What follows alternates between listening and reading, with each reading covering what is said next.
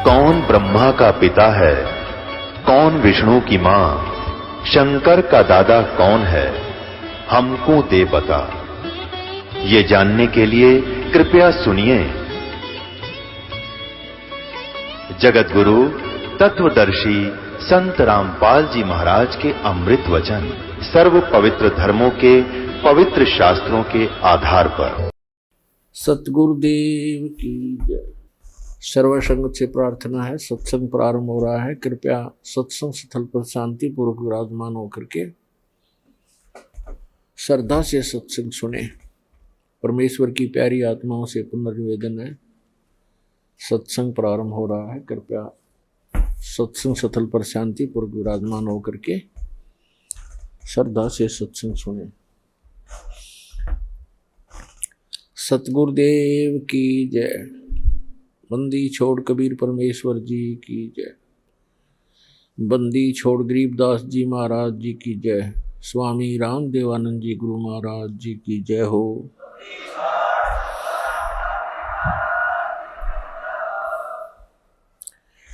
गरीब नमो नमो सतपुरुष को नमस्कार, गुरु की नहीं सुर नर मुनि जन साधुआं संतों सर्वस दी नहीं। सतगुरु साहेब संत सब दंडोतम प्रणाम, आगे पीछे मद हुए तिनको जा कुर्बान। नराकार निर्विषम काल जाल वैवंदनम, निर्लेपम निज निर्गुणम अकलनुवेशंदनम। सोहम सुरति समापतम सकल समाना निर्तल, उज्ज्वल हीरंबर हरदमं बेपरवा अथाह वार पार निमज्जतम। गरीब जो सुमरे सिद्ध होई गणनायक गलताना, करो अनुग्रह सोई ही पारस पद परवाना। आदि गणेश मनाऊं गणनायक देवन देवा, चरण कमल लो लाऊं आद्यंत करूं सेवा। परम शक्ति संगीतम हृदय सिद्धि दाता सोई, अवगत गुण अतीतम सत्य पुरुष निर्मोही। जगदम्बा जगदीशम मंगल रूप मुरारी, तन मन अर्पों शीशम भक्ति मुक्ति भंडारी। सुर नर मुनि जन ध्यावे ब्रह्मा विष्णु महेशा, शेष शेष मुख गावे पूजय आदि गणेशा। इंद्र कुबेर सरीखा वरुण धर्मराज ध्यावे, समृत जीवन जी का मन इच्छा फल पावे। 33 कोटि अधारा ध्यावे शेष 88, उतरे भव जल पारा कट है यम की फांसी। 33 कोटि अधारा ध्यावे शेष 88, उतरे भव जल पारा कट है यम की फांसी।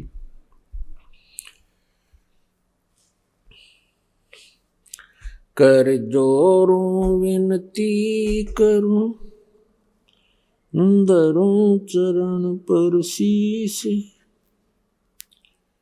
गुरु जी राम देवानंद जी महाराज ने दियो नाम बख्शीश।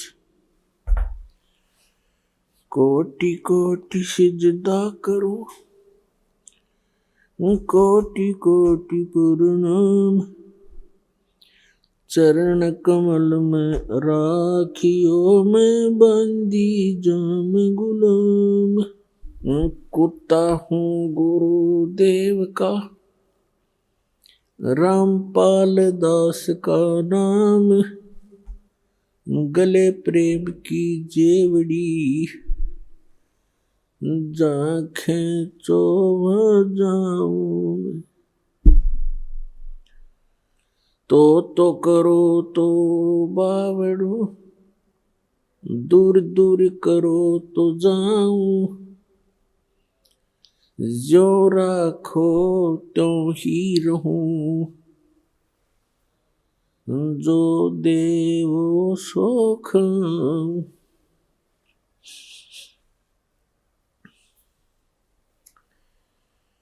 परम पिता परमात्मा पूर्ण ब्रह्म सारी सृष्टि के रचनहार कुल मालिक कबीर परमेश्वर जी की असीम रजा से आप सभी पुण्यात्माएं सत्संग श्रवण करने के लिए उपस्थित हुए।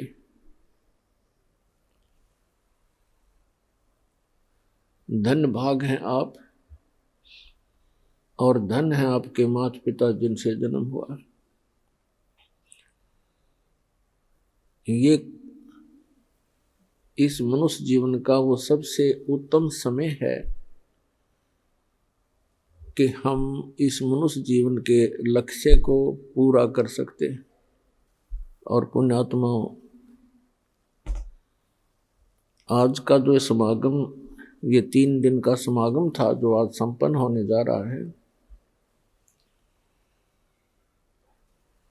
ये एक विशेष उपलक्ष्य है इसका। वैसे तो सत्संग सभी श्रेष्ठ होते हैं, लेकिन कुछ ऐसे अवसर होते हैं जो जीवन में युगों पर्यंत ही उपलब्ध होते हैं। परमात्मा ने कहा है कि माता पिता मिल जाएंगे, माता पिता मिल जाएंगे, 184 माँ, सतगुरु सेवा और बंदगी भाई फेर मिलन की ना।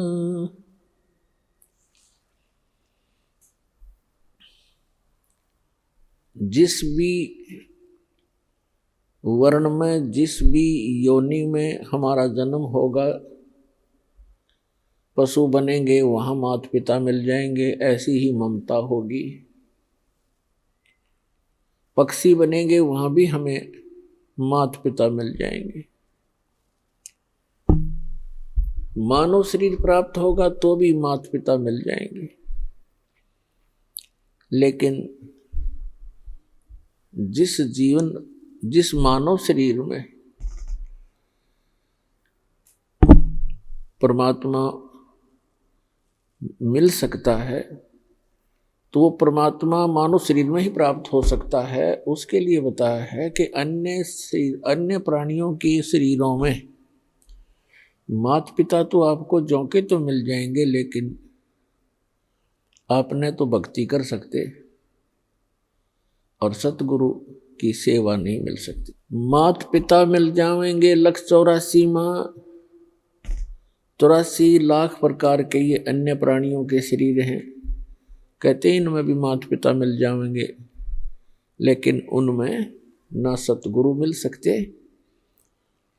और ना ये भक्ति मिल सकती। तो पुण्यात्माओं, आज आपको मानव शरीर प्राप्त है और सतगुरु भी प्राप्त है, क्योंकि आप जी बालक हो। बच्चे को पता नहीं होता कि तुम जो स्टडी कर रहे हो उद्देश्य से, तो वो बच्चे यही लेकर चलते हैं कि हम इंजीनियर बनेंगे, डॉक्टर बनेंगे। टारगेट तो उनका होता है, प्रवेश भी प्राप्त कर लेते हैं, लेकिन उनको जब वो सफलता मिल जाती है उसके बाद उसकी उपलब्धि प्राप्त होती है। लेकिन टीचर को पता होता है कि ये बच्चे कितने अच्छी तरह पढ़ रहे हैं, प्रत्येक कार्य को ठीक से करके आ रहे हैं, इनका भविष्य उज्जवल है। तो उनमें से वो भक्त हैं जो लगन के साथ लगे हुए हैं, सच्ची श्रद्धा से, और परमात्मा की प्रत्येक मर्यादा में रहकर चल रहे हैं। तो पुण्यात्माओं, मानुष जीवन दुर्लभ है, ये मिले न बारंबार, और जैसे तरवर से पत्ता टूट गिरे वो फिर नहीं लगता डार। आप ऐसे भयंकर लोक में रह रहे हो और आप जी के बस की बात नहीं है। काल भगवान ने ये सुनियोजित तरीके से हम सभी को यहाँ जकड़ रखा है। यहां पर प्रत्येक प्राणी विवश है, एक दूसरे में मोह, संपत्ति में मोह, ये जीव के बस का नहीं, ये न त्याग सके, क्योंकि ये जितना प्रबल बता रखा है। फिर इसका विकल्प परमात्मा ने आके बताया है कि जो मैं ज्ञान बताऊं और जो साधना विधि तुम्हें बताऊं, उस पर लगन से लग जाना, और फिर परमात्मा का काम शुरू होता है। वो अपने आप आपको, जो सतभक्ति कर रहा होगा, मर्यादा में रह रहा होगा, उसको आसानी से इस काल के जकड़ से, काल के बंधन से छुटवा ले जाएंगे। अब हमारे साथ क्या बन गई, जैसे अब देखो प्रत्येक प्राणी को ये ज्ञान हो गया है कि हम गलत स्थान पर हैं, और यदि हम इसी तरह इन्हीं आशाओं को लेकर जीते रहे तो हम यहीं फंसे भी रह जाएंगे, और हम इन बंधनों से छूटने की चेष्टा भी कर रहे हैं, और न चेष्टा भी कर रहे हैं, प्रयत्न भी कर रहे हैं, जो भक्त हैं और अभक्त हैं, जो भी हैं, परमात्मा के ज्ञान से परिचित हो जाते हैं। तो उनके साथ कैसे बनता है, कहते हैं जैसे ये बंदर पकड़ने वाले क्या करते हैं, इस काल भगवान ने हमारे साथ ऐसे कर रखा है। ये बंदर पकड़ने वाले क्या करते हैं, एक ऐसा मिट्टी का ऐसा एक बर्तन रखते हैं, स्टील का जैसा भी, जिसका ऊपर से मुंह बहुत तंग होता है, जैसे सुराही सी होती है, और उनको मिट्टी में गाड़ देता है, जमीन में, और उनके आसपास कुछ रोटी के टुकड़े या दाने, कनक बिखेर देता है, चने, और ऐसी छोटे छोटे कई गाड़ देता है वो पात्र, सुराही सी लोहे की, और उनके अंदर अच्छे गेहूं चने ज्यादा डाल देता है। अब बंदर आते हैं, उन बाहर के दानों को देखकर उनको खाने लगते हैं, फिर झांक कर देखते हैं, वो क्या देखते हैं कि उस सुराही के अंदर बहुत ज्यादा, उस जार के अंदर बहुत ज्यादा चने पड़े हैं। वो उसमें हाथ घुसोड़ के और मुट्ठी भर लेता है, और मुट्ठी भर के फिर वो भागने की सोचता है कि अच्छा माल मिल गया, भाग लूं। अब वो मुट्ठी भरने के बाद वो मुट्ठी अड़ जाती है उसके मुंह के अंदर, सुराही के जार के मुंह में फंस जाता हाथ उसका। अब उसमें इतनी अकल नहीं कि इसने मुट्ठी खोल दूं, जान बच जा। वो मुट्ठी भी नहीं खोलता है और चिल्लाता है, बुरी तरह चिल्लाना शुरू कर देता है, और मुट्ठी को खोलता नहीं और जकड़े ही रखता है। तो पुण्यात्मा, हमारे साथ ऐसी बन गई या बंदर वाली मुट्ठी हमने आप पर जकड़ रखी है। ये मेरा बेटा है या मेरी बेटी है, ये कार मेरी है या कोठी मेरी है। अब परमात्मा आके याद दिलाते हैं कि ना बेटा तेरा है, ना बेटी तेरी है, ना ये कार तेरी है, ना कोठी तेरी है। क्या बताते हैं, काया तेरी है नहीं, ये माया कहां से हो जब तेरा शरीर ही नहीं है। हर माया को अपनी कहे, ये माया है राम की, अपनी कहे गंवार, जमपुर धक्के खावेगा, नाहक बहे बेगार। फिर क्या बताते हैं, नंगा आया जगत में और नंगा ही तू जावे, और बीच में ख्वाबी ख्याल है ये मन माया भरमावे। अब उस बंदर वाली मुट्ठी को हम खूब जकड़े बैठे हैं और ये हमसे छूट भी नहीं सकती, चाहे कितनी बात बनावे जीव, क्योंकि हमारी बुद्धि इतनी ही सीमित कर रखी है। आपके और हमारे बस की ये बात नहीं है। इसके लिए परमात्मा ने इसका विकल्प बताया है। जैसे वो बंदर फंस चुका था और शिकारी को पता था बंदर पकड़ने वाले को कि अब ये कहीं नहीं जाएगा, ये मूर्ख फंसा रहेगा, आराम से बैठा रहता वो। और दूसरी स्थानों पर उसने कई जगह पर ऐसा कर रखा होता है, जाल फैला रखा होता। तो उसी समय एक व्यक्ति आया, उसने देखा कि एक बंदर ये फंस गया, मूर्ख। बोला हाथ मुट्ठी छोड़ता नहीं, मुट्ठी खोल लेगा नहीं तो क्योंकि किसी प्रकार भी नहीं निकला है, और मुट्ठी छुड़वाने की चेष्टा करे मन माना बुड़का भर ले, काट ले मुंह तय। तो हमारी ऐसी दशा होगी, किसी को नो समझावे कि ये जिस संपत्ति और संतान को तू अपना मानने बैठा है, भगत ये तेरी नहीं है, इसके साथ साथ तू परमात्मा को याद कर। तो हमने खूब देखा है, हम ऐसे स्थान में जन्मे थे, वो क्या कहा करते कि भगवान के खान ने देगा, अपना करके खाना होता है, भगवान के ले रहा है। ऐसी तरह के भी लोग हमने देखे, क्योंकि ज्ञान ना होने से हम ये भाषा बोलेंगे फिर। तो उसने क्या किया उस व्यक्ति ने कि ये बोला बंदर फंस गया और ये शिकारी इसको बेचेगा, फिर कोई इसका दुरुपयोग करेगा, इसको फिर इसके साथ जो है ना अपना रोजी रोटी ले जाते हैं, गाँव में शहरों में बंदर का तमाशा दिखाते हैं, खेल दिखाते हैं, ऐसे जीव को दुखी करेगा। तो पुण्यात्मा उसने क्या किया, जैसे वो बंदर मुट्ठी फंसाए बैठा था, उसके हाथ की रेंज से दूसरे हाथ की रेंज से थोड़ी सी दूरी पर केला डाल दिया, एक केला।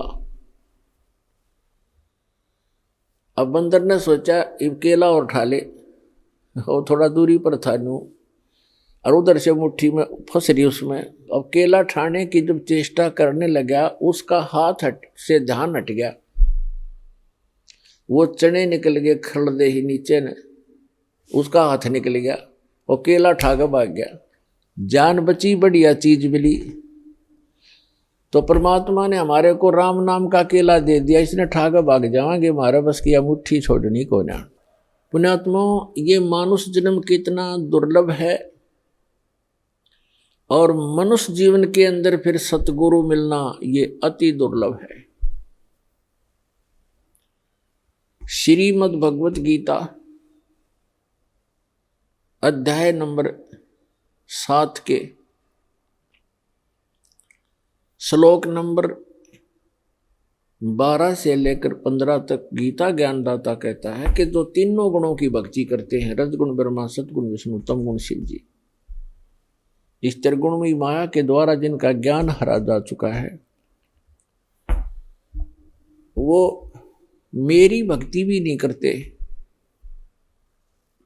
उनके बारे में कहा है कि राक्षस स्वभाव को धारण किए हुए मनुष्यों में नीच दूषित कर्म करने वाले मूर्ख मेरी साधना भी नहीं करते।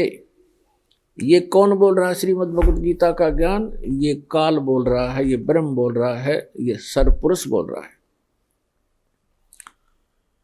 और श्री कृष्ण के शरीर में प्रवेश करके बोल रहा है प्रेतवत। फिर ये कहता है 7वें अध्याय के 16 से लेकर 16, 17, 18 3 श्लोकों में कहता है जो मेरी भक्ति करते हैं वो 4 प्रकार के होते हैं, अर्थार्थी, आर्त,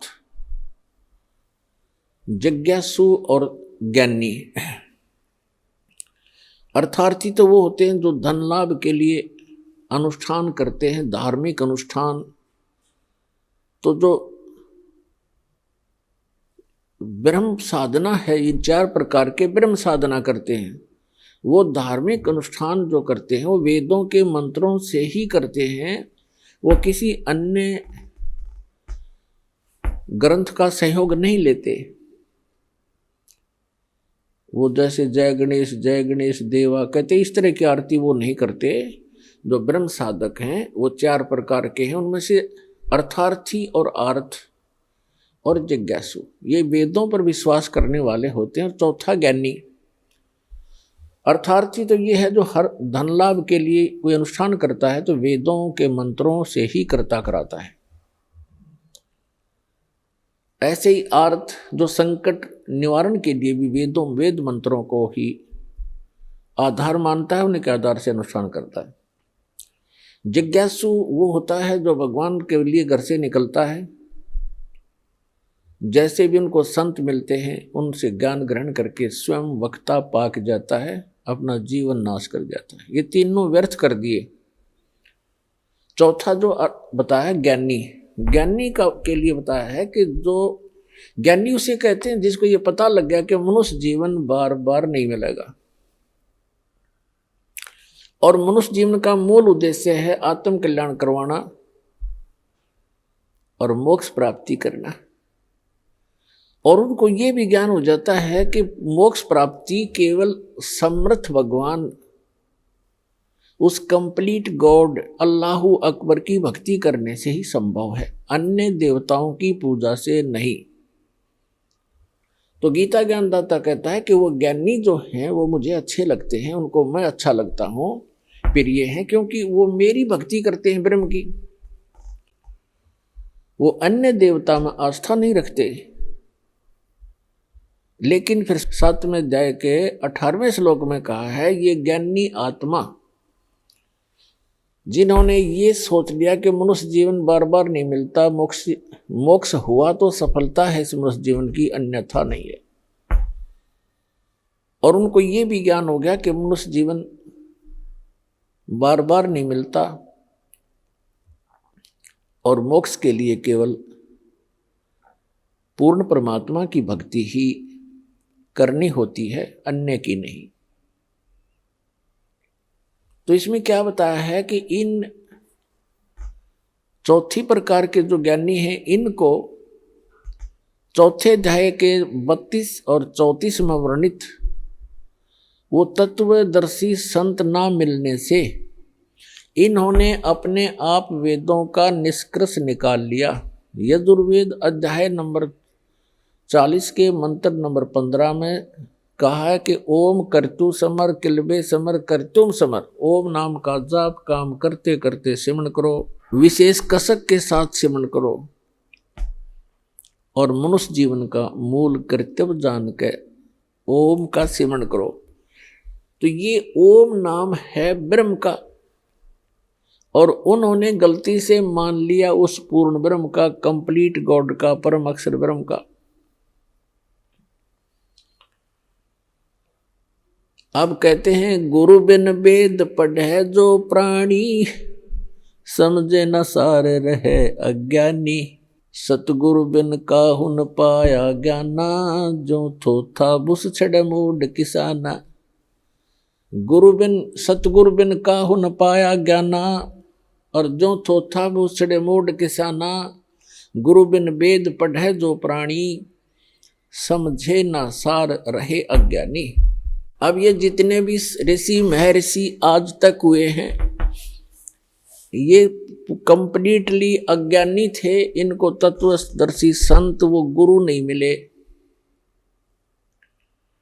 जो यजुर्वेद अध्याय नंबर 40 के मंत्र नंबर 10 में कहा है वेद ज्ञानदाता वही है जो गीता ज्ञानदाता ब्रह्म है, सरपुरुष है। उसमें लिखा हुआ है कि कुछ तो परमात्मा के विषय में कहते हैं वो संभवात माने जन्म लेकर आने वाला श्री राम, श्री कृष्ण या अन्य जो 8 या 24 अवतार बताए गए हैं, 9 या 10, 24 अवतार बताए गए उनमें ऐसे आता है। और कुछ मानते हैं असंभवात वो जन्म नहीं लेता, उत्पन्न होता ही नहीं, अर्थात वो अजन्मा है, निराकार है, कुछ ऐसा बोलते हैं। उसके विषय में कहा है कि परमात्मा साकार है, निराकार है, या जन्म लेता है, नहीं लेता है, वो कैसा है, उसकी जानकारी तत्वदर्शी संत धीराणाम लिखा उसमें, धीराणाम, जिनका ज्ञान स्थिर हो, तत्वदर्शी संत बताते हैं, उनसे सुनो, उनसे सुनो। इनकी बुद्धि पर पत्थर पड़ गए कि वेद ज्ञानदाता तो कहता है कोई और है, तत्वदर्शी संत है जो इन वेदों से हटकर ज्ञान देगा। वो उनके समझ में आया नहीं। वेद ज्ञानदाता स्वयं कहता है यजुर्वेद अध्याय नंबर 40 के मंत्र नंबर 17 में कि वो परमात्मा तो गुप्त है, वो तो प्रोक्ष है, ऊपर रहता है, और मैं ब्रह्म हूं, मेरा ओम नाम है, और मैं खम ब्रह्म, अहम ओम खम ब्रह्म, मैं ब्रह्म, खम माने दिव्य आकाश रूपी ब्रह्मलोक में वहां रहता हूं, मेरा ओम नाम है। तो पुण्यात्मा, इसलिए परमेश्वर ने कहा अपने सुख संवेद में, भाई गुरु बिन काहू न पाया ज्ञाना, जो थोथा बुस छड़े मूड किसाना, गुरु बिन वेद पढ़े जो प्राणी, समझे न सार रहे अज्ञानी। तो ये सभी अज्ञानी थे आज तक के जितने ऋषि महर्षि मंडलेश्वर, केवल उन महापुरुषों को छोड़कर जिनको परमात्मा प्राप्त हुआ, और परमात्मा उनके प्रयत्न से प्राप्त नहीं हुआ, वो अपने विधान अनुसार स्वयं ही आता है। जैसे ऋग्वेद मंडल नंबर 9 सूक्त 86 के मंत्र 26 और 27 में, ऋग्वेद मंडल नंबर 9 सूक्त 82 मंत्र 1, 2, 3 में, ऋग्वेद मंडल नंबर 9 सूक्त 54 के मंत्र 3 में, ऋग्वेद मंडल नंबर 9 सूक्त 20 मंत्र 1 में, ऋग्वेद मंडल नंबर 9 सूक्त 96 मंत्र 16 से लेकर 20 में, ऋग्वेद मंडल नंबर 9 सूक्त 94 94 के मंत्र 1 में, ऋग्वेद मंडल नंबर 9 सूक्त 95 के मंत्र नंबर 2 में, ऋग्वेद मंडल नंबर 9 सूक्त 1 मंत्र 8 और 9 में, और भी अनेकों स्थानों पर परमात्मा की महिमा लिखी है कि वो कबीर देव परमात्मा, वो परम अक्षर ब्रह्म है, सर्व उत्पादक है, सब आत्माओं का सर्जन करने वाला भी वही है, और पूरे ब्रह्मांडों का, सभी ब्रह्मांडों का सर्जनहार वही है। और वो ऊपर के लोक में रहता है, ऊपर के लोकों में रहता है, सबसे ऊपर के लोक में रहता है, वहां से गति करके आता, अच्छी आत्माओं को मिलता है, उनको उपदेश देता, तत्व ज्ञान सुनाता है, और वो कवियों की तरह आचरण करता है, और अपने मुख कमल से ऊंचे स्वर में बोल बोल के ये तत्व ज्ञान की अमर वाणी लोकोक्तियों के माध्यम से, कविताओं के माध्यम से, शब्दावलियों के माध्यम से बोल बोल कर सुनाता है। वो कवियों की तरह आचरण करता है, और एक प्रसिद्ध कवि की भी उपाधि प्राप्त करता है। लोग कविताओं से बोलने के कारण, कविताओं के माध्यम से, दोहों शब्दावलियों के माध्यम से तत्व ज्ञान प्रचार करने के कारण वो एक कवि, प्रसिद्ध कवियों में से भी एक कवि कहलाता है, लेकिन वो होता है परमात्मा। तो पुण्यात्मा, इस विधान अनुसार वो परमात्मा अच्छी आत्माओं को मिले, उनको अपने से परिचित कराया, सचखंड लेकर गए सतलोक में, जहां भगवान रहता, जहां हम रहा करते थे, और फिर वहां से वापस छोड़ा। उन महापुरुषों ने फिर परमात्मा का आंखों देखा हाल बताया। उनमें से कौन कौन है वो पुण्य भागी? आदरणीय धर्मदास साहिब जी, आदरणीय मलुकदास साहिब जी, आदरणीय नानक साहिब जी जो सिख धर्म के प्रवर्तक हैं, आदरणीय दादू साहिब जी, आदरणीय गरीबदास साहिब जी, गांव छुड़ानी, जिला झज्जर, हरियाणा वाले। आदरणीय घीसा दास जी, गांव खेखड़ा, जिला मेरठ, उत्तर प्रदेश वाले। और आदरणीय रामानंद जी, काशी वाले। इन महापुरुषों के बारे में दास को जानकारी है, और भी बहुत से महापुरुषों को परमात्मा मिले। इन्होंने परमात्मा को जाना और फिर उनका परमात्मा कबीर है, काशी में आए थे धानक रूप, जुलाहे रूप में, वही मालिक है। इस नाम ये एफिडेविट दिए उन्होंने अपनी अमृतवाणी में।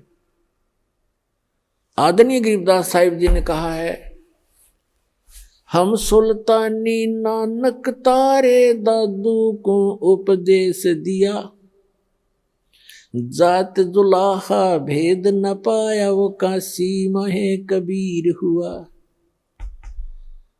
गरीबदास जी ने निष्कर्ष निकाल कर दे दिया कि मैं इंक्लूडिंग मी, गरीबदास जी कहते हैं, हम सुल्तानी अब्राहिम सुल्तान अधम नाम के एक मुसलमान राजा थे। हम सुल्तानी नानक तारे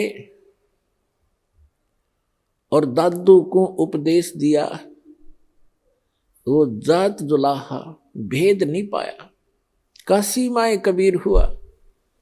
अनंत कोट ब्रह्मांड का एक रति नहीं भार, और सतगुरु पुरुष कबीर हैं, वो कुल के सिरजनहार। पुण्यात्मा, परमात्मा की कथा को ये सत्यनारायण कथा है। अभी तक हम श्री विष्णु जी की कथा को सत्यनारायण कथा कहा करते थे, अपनी भूल से। सत्यनारायण का अर्थ है अविनाशी भगवान की कथा, उसकी जानकारी, उसकी महिमा के, उसके गुणगान। श्री विष्णु जी सत्यनारायण नहीं है, ये अविनाशी परमात्मा नहीं है।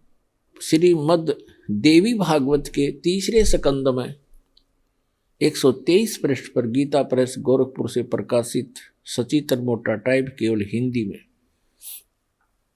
विष्णु जी स्वयं स्वीकार करते हैं कि मैं, ब्रह्मा और शंकर, हम तीनों अविनाशी नहीं है, हम नित्य नहीं है। हमारा तो आविर्भाव अर्थात जन्म और तिरोभाव माने मृत्यु, हमारा तो जन्म और मृत्यु होता है। तो पुण्यात्मा, आप ये सत्यनारायण कथा सुन रहे हो, विश्व में एक सत्यनारायण कथा आपको इस सतलोक आश्रम के अतिरिक्त कहीं नहीं मिलेगी।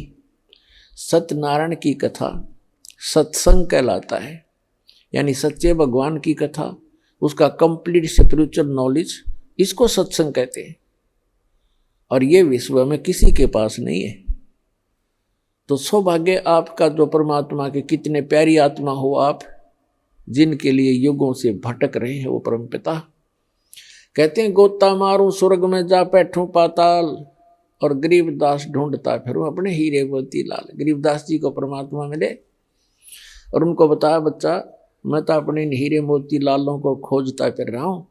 एक बार भी जो परमात्मा की शरण में आ गए किसी भी युग में, तो पुण्यात्मा उन आत्माओं को परमात्मा पार करके छोड़ देगा, समय चाहे कितना ही लग जाओ।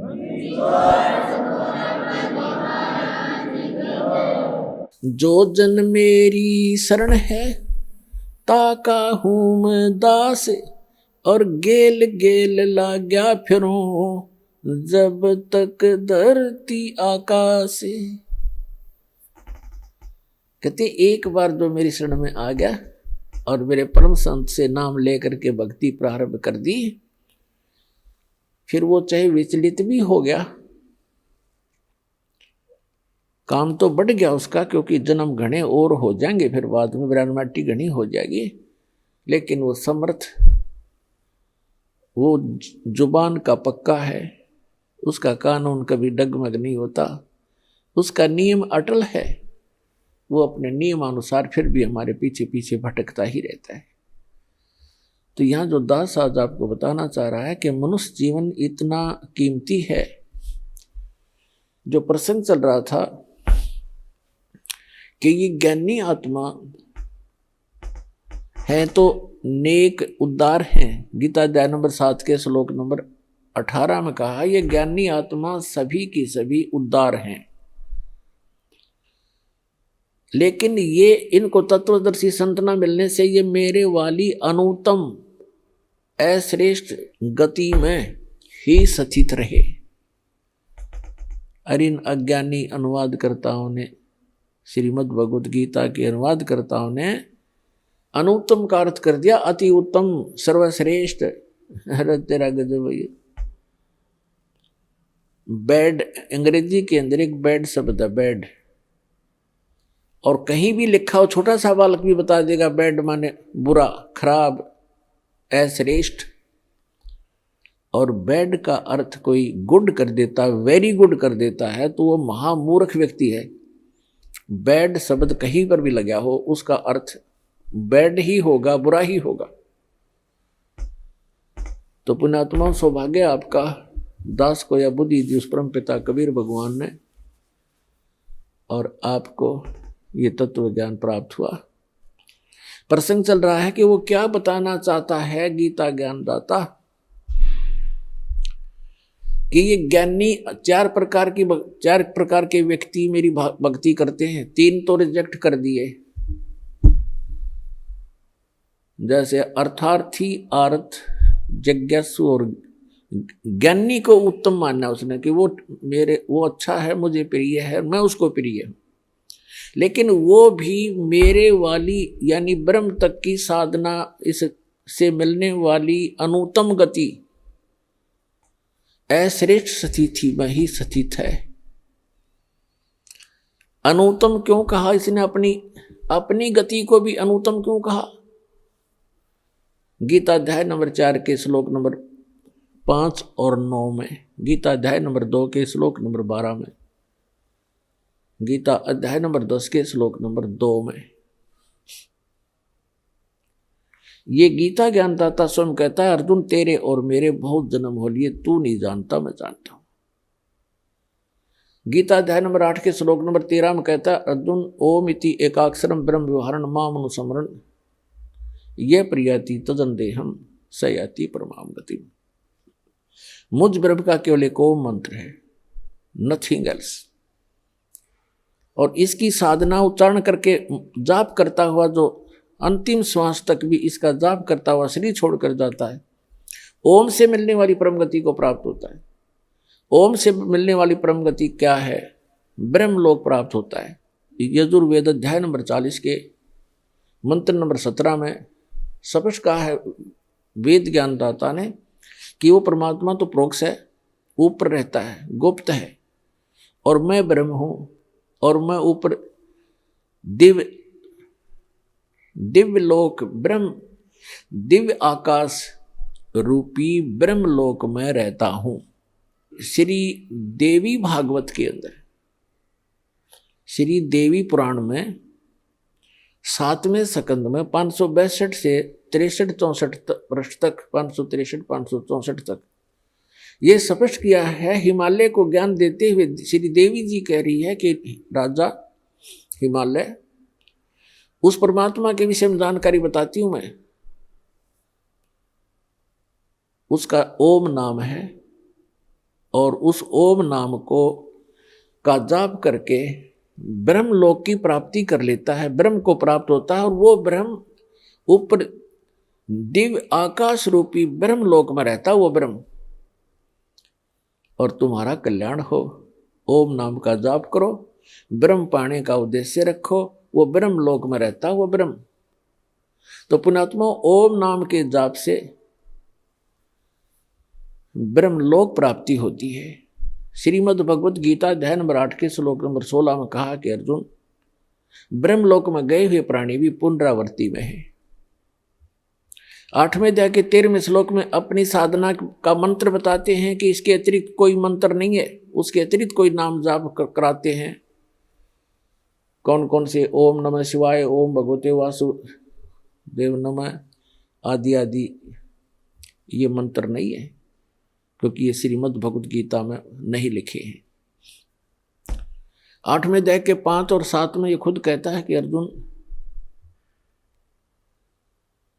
मेरी भक्ति कर, मुझे ही प्राप्त होगा, लेकिन युद्ध करना पड़ेगा, यह शांति नहीं हो सकती। 17वें अध्याय के 23वें श्लोक में कहा कि उस परम अक्षर ब्रह्म, गीता अध्याय नंबर 8 के श्लोक नंबर 1 में अर्जुन ने पूछा कि आप जी ने जो 7वें अध्याय के 29वें श्लोक में बताया है कि तत्ब्रह्म को जान के और सारे अध्यात्म स्पिरिचुअल नॉलेज से, कंप्लीट स्पिरिचुअल नॉलेज, संपूर्ण अध्यात्म ज्ञान से परिचित और सभी कर्मों से परिचित प्राणी केवल जरा और मरण के इस संकट से छूटने का प्रयत्न करता है। जरा माने बुढ़ापा, बुढ़ापे का दुख, मरण माने मृत्यु का कहर। ये दोनों दुख यहाँ पर कंपलसरी। तो जिसको ये ज्ञान हो जाता है, जो तत्वदर्शी संत की शरण में चले जाते हैं, उनको तो संपूर्ण अध्यात्म ज्ञान प्राप्त हो जाता है। फिर वो केवल उस तत्ब्रह्म से परिचित हो जाते हैं, तत्ब्रह्म से और सारे अध्यात्म ज्ञान से, सब कर्मों से। जैसे कोई किसी से कोई धोखा करेगा तो उसका फल भोगना पड़ेगा, चोरी करेगा तो वो देना पड़ेगा, उसके गधा बन कर देना पड़ेगा। तो ये कर्मों से परिचित हो जाने के उपरांत प्राणी गलती नहीं करेगा, भूखा रह सकता है। तो फिर क्या बताया है कि अर्जुन ने पूछा 8वें अध्याय के प्रथम मंत्र में, वे किम तत्ब्रह्म, वो तत्ब्रह्म क्या है। 8वें अध्याय के 3रे श्लोक में गीता जी में गीता ज्ञानदाता कहता वो परम अक्षर ब्रह्म है, यानी गीता ज्ञानदाता से अन्य है। श्रीमद् भगवत गीता अध्याय नंबर 1 से लेकर 4 और 16 और 17 में परमात्मा की परिभाषा कोड वर्डों में बहुत कुछ डिफाइन है, वर्णित है। उल्टा लटका हुआ संसार रूपी वृक्ष है, ऊपर को जड़ तो पूर्ण परमात्मा है, उसका तना अक्षर पुरुष है, उसमें से एक मोटी डार निकलती है, वो सरपुरुष जानो, और उसकी 3 शाखा है, वो रजगुण ब्रह्मा, सतगुण विष्णु, तमगुण शिव जी और पात रूप संसार। ये परमात्मा ने आके बताया कि अक्षर पुरुष एक पेड़ है, सरपुरुष वा की डार और तीनों देवा शाखा है, ये पात रूप संसार। 15वें अध्याय के 4थे श्लोक में कहा है कि तत्वदर्शी संत की प्राप्ति के उपरांत 15वें अध्याय के प्रथम मंत्र में तत्वदर्शी संत की पहचान भी बता दी है कि जो संत इस उल्टे लटके हुए संसार रूपी वृक्ष के सभी विभाग बता देगा, तना कौन भगवान है, उसकी डार कौन है, शाखा कौन है, पत्ते क्या है, स वेदविद, वो वेद के तात्पर्य को जानने वाला तत्वदर्शी संत है। 15वें अध्याय के 3रे श्लोक में कहा कि उसके पश्चात उस तत्वदर्शी संत की प्राप्ति के उपरांत इस अज्ञान रूप गुत्थी को उस तत्व ज्ञान रूपी शस्त्र से काट के, उसके पश्चात 15वें अध्याय के 4थे श्लोक में कहा कि उसके पश्चात परमेश्वर के उस परम पद की खोज करनी चाहिए, जहां जाने के बाद साधक फिर लौटकर कभी संसार में नहीं आता। और जिस परमेश्वर ने सब ब्रह्मांडों की रचना की है, केवल उसी की भक्ति करनी चाहिए। गीता ज्ञानदाता स्वयं दृढ़ कर रहा है कि और किसी की भक्ति नहीं करना, मेरी भी मत करना। उसकी पाने का मंत्र बता 17वें अध्याय के 23वें श्लोक गीता जी में, ओम तत्सत इति निर्देश है ब्रह्मण त्रिवेद समर्थ, ब्राह्मणा तेन वेदा च यगा च विहिता पुरा, कि उस सच्चिदानंद घन ब्रह्म की यानी परम अक्षर ब्रह्म के पाने के 3 मंत्र के जाप का निर्देश है। निर्देश mean final direction, nothing else. 18वें अध्याय के 62वें श्लोक में कहा कि अर्जुन तू सर्वभाव से उस परमेश्वर की शरण में जा, उसकी कृपा से तू परम शांति को और सनातन परम धाम को प्राप्त होगा, शाश्वत स्थान को प्राप्त होगा, जहां जाने के बाद फिर कभी मृत्यु नहीं होती।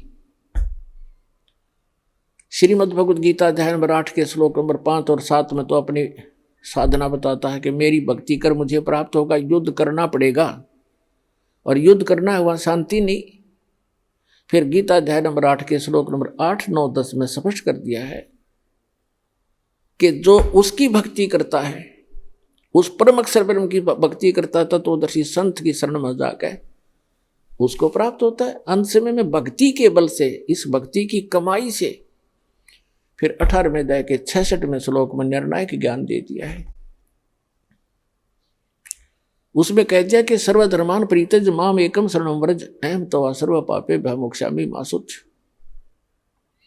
गीता ज्ञानदाता कहता है कि यदि तूने उस परमेश्वर की शरण में जाना है, जहां जाने के बाद फिर लौट कर नहीं आना है, शाश्वत स्थान को प्राप्त करना है, तो मेरे सत्र की जितनी पूजा है वो मुझे छोड़ दे। ओम नाम का जाप, ये 5 यज्ञ हम इस काल के सत्र की करते हैं, ताकि इसका ऋण देकर इसके यहाँ का, क्योंकि हम इसके होटल में रह रहे हैं, इसका कर्जा हम पर चढ़ रहा है। अब पहले हम क्या गलती करते रहे, ऋषि बनकर ओम नाम का जाप करते, यज्ञ करते कराते, हम ब्रह्मलोक में चले जाते। वहाँ इसका होटल है, वहाँ 25% चार्ज लेता, हमारे से सुविधा सारी दे देता, नाचने गाने सारे गंदे कर्म जो कहीं पृथ्वी पर ना उपलब्ध हो वहाँ होते हैं, और उसको ये स्वर्ग कहा करते, महास्वर्ग। हम अपनी पूंजी को वहाँ नाश करके और फिर पाप भी भोगते और फिर 83 लाख योनियों भोगते और यहीं धक्के खाते रहे। अब हम इस पूंजी को नष्ट नहीं करेंगे, अपनी जो भक्ति करें, हम इसको दे देंगे ब्रह्म को। इस श्वास के सतनाम में दो अक्षर का मंत्र है, एक ओम है, एक तत्, और सार नाम के अंदर फिर ये तीनों इकट्ठे हो जाते हैं। तो हम जो ओम नाम के जाप की कमाई इसको दे देंगे, ये ब्रह्म की है। ये स्वयं भी कहता 18वें अध्याय के 66वें श्लोक में, सर्वधर्मान परित्यज माम एकम शरणम व्रज। मेरे सतर के सभी पूजाएं, जो मेरे सतर की भक्ति है, वो धन मुझे दे दे, नू का नू, फिर मैं तुझे सब पापों से मुक्त कर दूंगा, और फिर तू उसकी शरण में जा, मुझे कोई ऑब्जेक्शन नहीं। अब जैसे हमने किसी का कर्ज ले रखा हो और वो कहेगा भाई तुझे जब छोड़ूंगा तो मेरा कर्ज दे देगा, तो हम इसका कर्ज दे देंगे, छोड़ेगा, छोड़ना पड़ेगा इसको। तो स्वयं भी अपना वायदा करता है। तो इसके सतर की जो भक्ति है, हम त्रिकुटी पर जाकर परमात्मा आपके साथ होगा इस दास के रूप में, और आपके सारे अकाउंट कराएगा।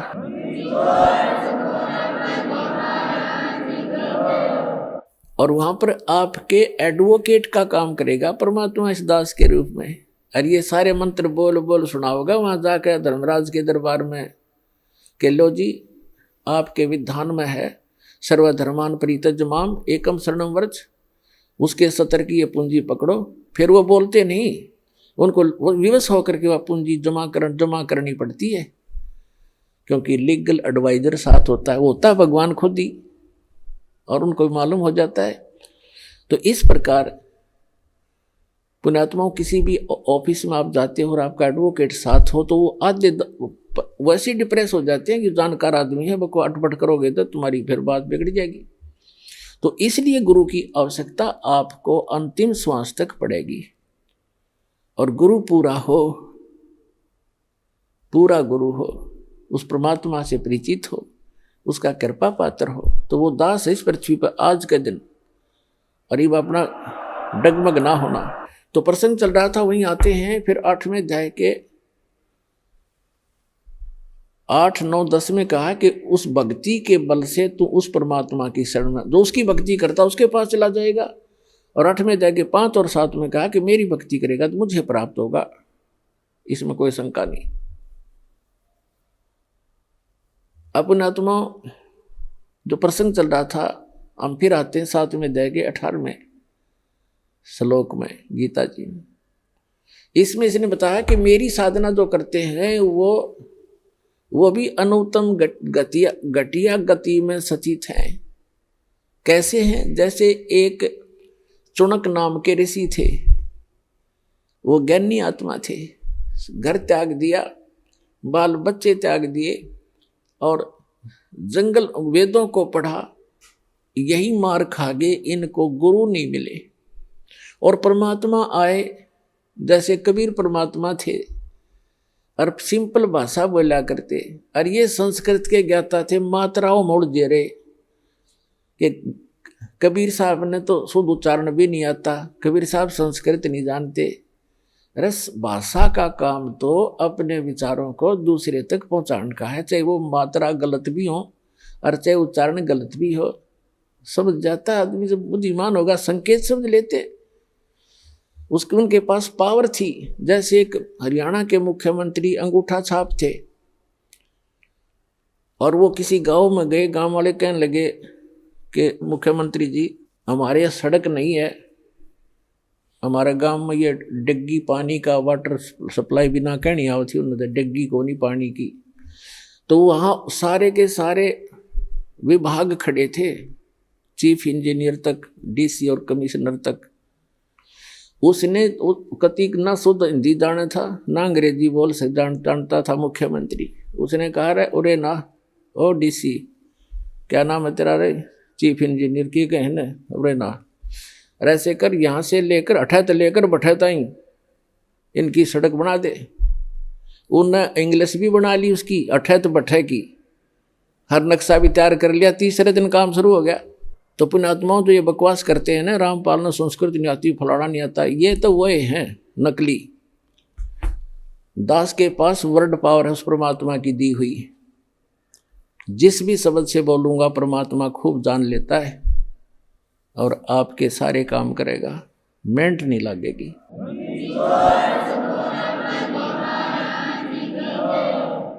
तो कहने का भाव दास का जो है वो इस, तो इनके वो चणुक नाम का एक ऋषि था, उसका यह बात समझ में ना आई, क्योंकि उनको गुरु नहीं मिला। और गुरु मिले कहते चारों युग में मेरे संत पुकारे और को के कहा हम हेल रे, हीरे माणिक मोती बरसे ये जग चुगता ढेल रे। परमात्मा कहते हैं हम चारों युग में आका आवाज लगाई, जगह जगह खड़े होकर चौराहों पर, और कहते हैं हम तत्व ज्ञान रूपी और सत भक्ति सतमंत्र रूपी लालों की वर्षा कर रहे हैं।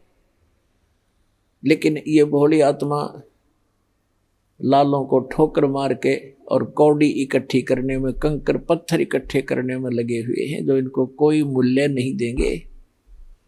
कहते हैं पर भी लेन जात है दुनिया, हमरा ज्ञान किने ना सुनिया। ये जाते हैं वो तालाब में नहाने के लिए, पर भी लेने के लिए, हाय हाय। और वहां उस हमने देखे, ये एक जींद के पास में पिंडारा गांव है, पिंडारा, और उसमें एक जोड़ है तालाब, और उसमें नहाने जाते हैं कल्याण के लिए, उसको पिंडारा तीर्थ कहते हैं। वहां देखा हमने ऐसा जल उसका गर्मियों में, उसमें गधा भी ना बढ़े। अरे ये श्रद्धालु उसमें लौटे, थोड़ा सा पानी लेके न्यू करें, वो पानी घना था नहीं, सारे नु ला के कल्याण हो जाएगा, क्योंकि मोक्ष के लिए भटक रही है आत्मा।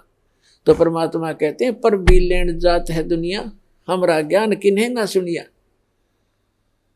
तो परमात्मा के बताया करते, तो वो इनके गले उतरा नहीं। मनु जी का, वशिष्ठ जी का, इनका जो ऋषि पाक रहे थे, संस्कृत भाषा शुद्ध जाने थे, और वो भगवान आने बताने आए थे। चारों युग में आए मालिक। कहते हैं सतयुग में सत सुकृत कह टेरा, त्रेता नाम मुनिंदर मेरा, द्वापर में करुणा में कलाया, और कलयुग नाम कबीर धराया।